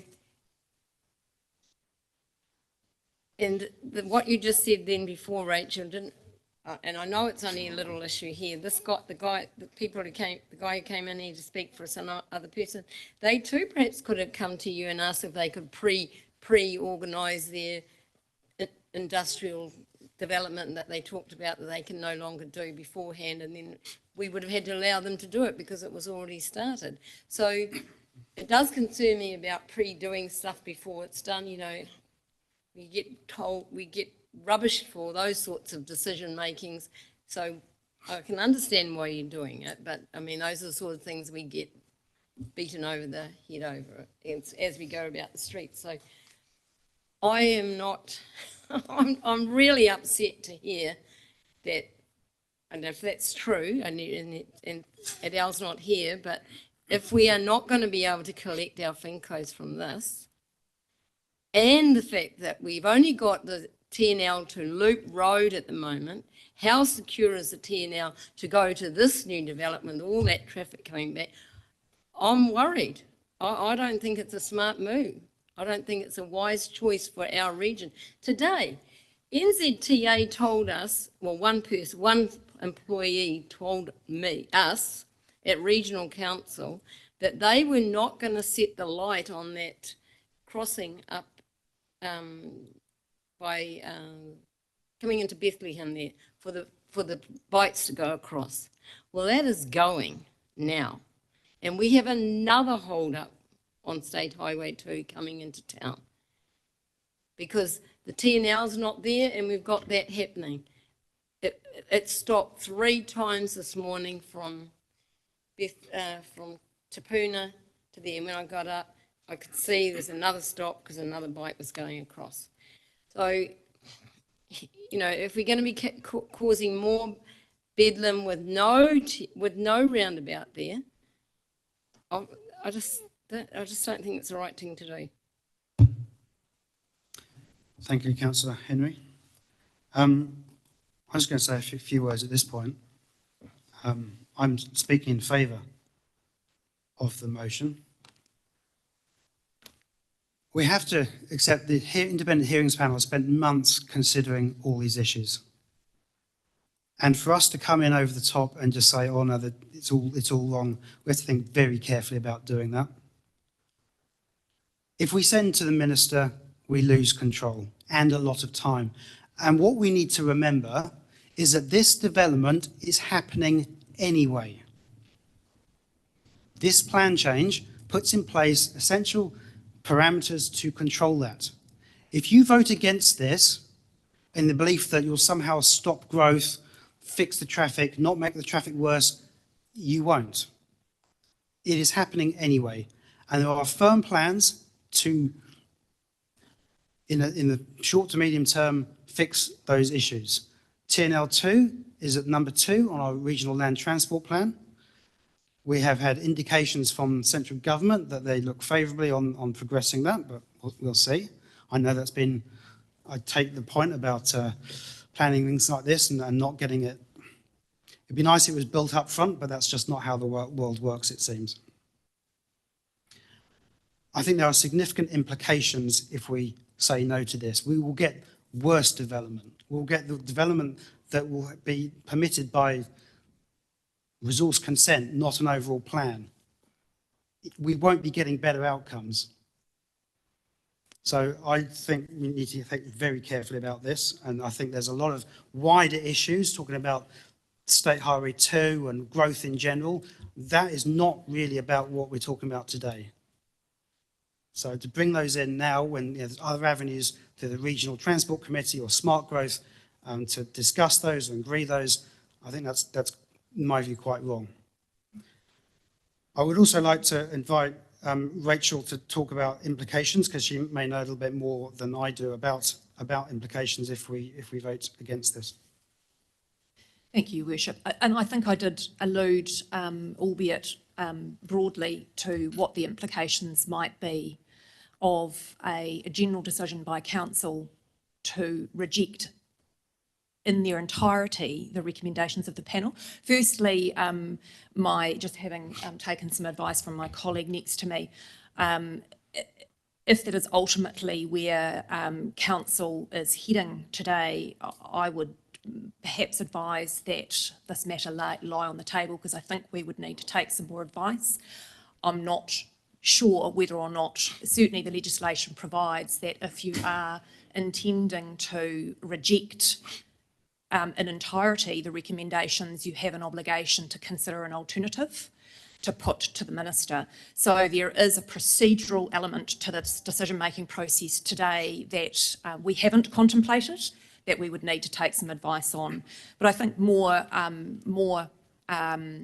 particularly for today is the commercial risk that a lot of our developers have entered into on the assumption that ultimately we will be rezoning stage 3 for development, not to mention the contractual risk of this council having received funding from Kāinga Ora for the purposes of enabling housing within stage 3.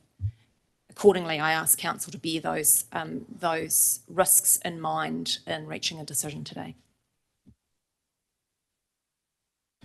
Thank you, Rachel. I now recognise Councillor Murray Benge. Will you speak? Thank you. I appreciated Rachel's comments about the transport links, because although we say that NZTA doesn't matter, we had an agreement years ago that the state highway from Bethlehem through to Omokoroa would be 4-laned by 2015. And here we have the NZTA making submissions to this form and telling us that the intersection will not be upgraded until 2048. Well, when we did the Minden development, we had the NZTA telling us that we couldn't do as much as we would like to because the state highway couldn't cope with it. So I think the Minister of Transport, who's the Minister of Local Government, has got a role to play in this.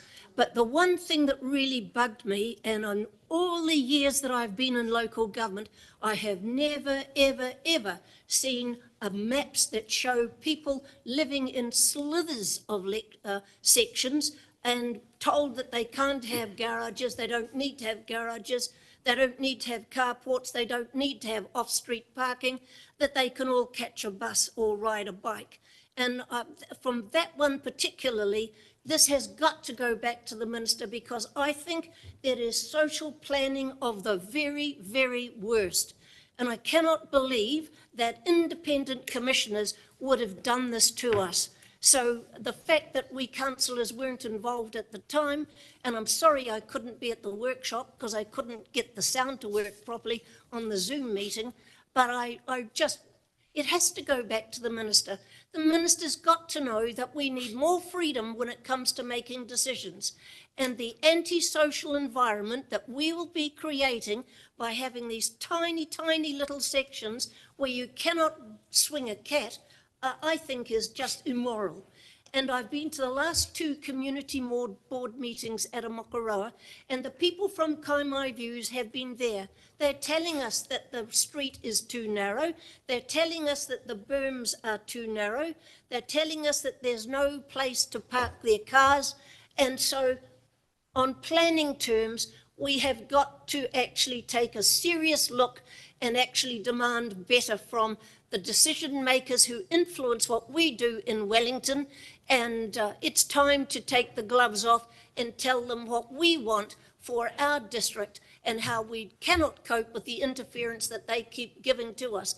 because you get two women who have a good idea and think you don't need to have garages anymore, and it's just not good enough, because in the geographically challenged area that we live in, people do need their cars. The one thing that every child wants when they're 16 is the freedom to actually own a car.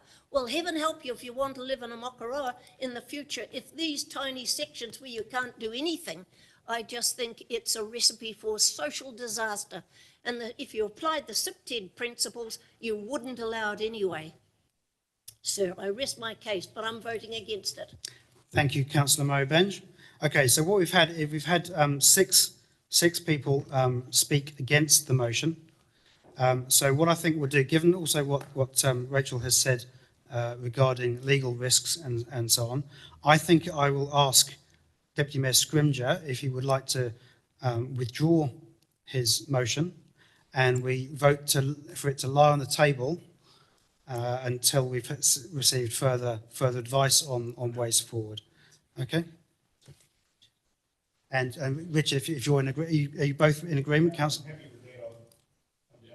Okay, Councillor Crawford? Great, okay. So with that, I'd like to have a mover and seconder that this item lies on the table. Can I have a mover? Councillor Daly, Councillor Henry. If there's no further debate on that. That's correct, thank you. No, thank you for noting that. So I'll put the motion. All those in favour, please say aye. Against? Okay, hands please. So all those in favour, please raise your hand. Okay, 1, 2, 3, 4, 5, 6, 7, 8. Okay. Key hands up, please.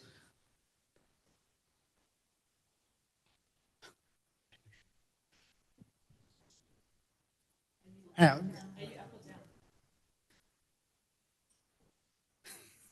there's hands going up and down all over the place. just keep your hand up for the moment, please.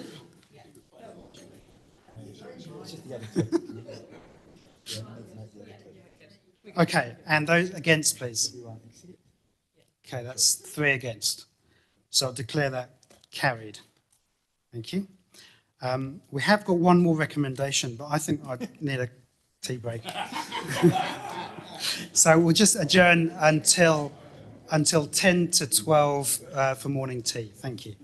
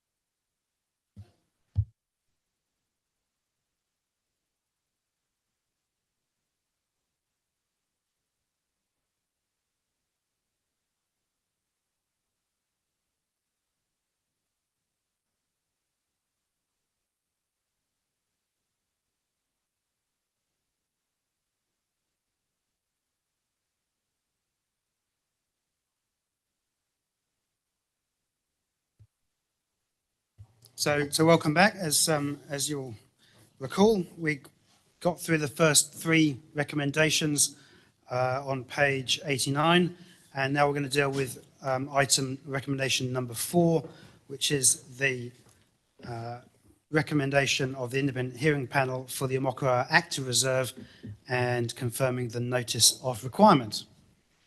So Natalie or Rachel, would you like to take that away?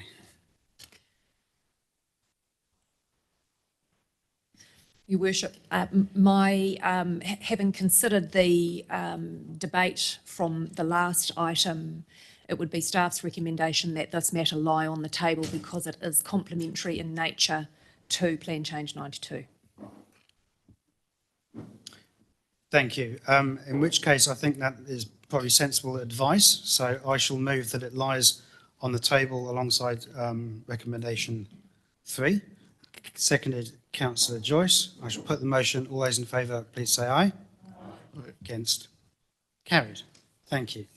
Right, so now we move on to item 12.4, Mayor's Report to Council on page 677.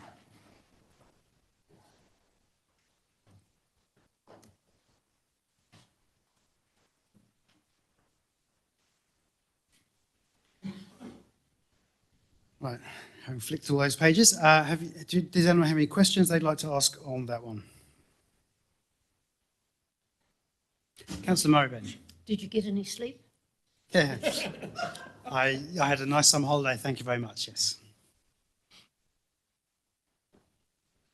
There's no more. I'm happy to move my report. Is there a seconder? Councillor Sol. All those in favour, please say aye. Aye. Against? Carried. So with that, there is no information receipt, and we'll move to the confidential section. I'll call for a mover and seconder to exclude the public, please. Councillor Crawford, Councillor Murray-Benj. All those in favour, please say aye. Aye. Carried.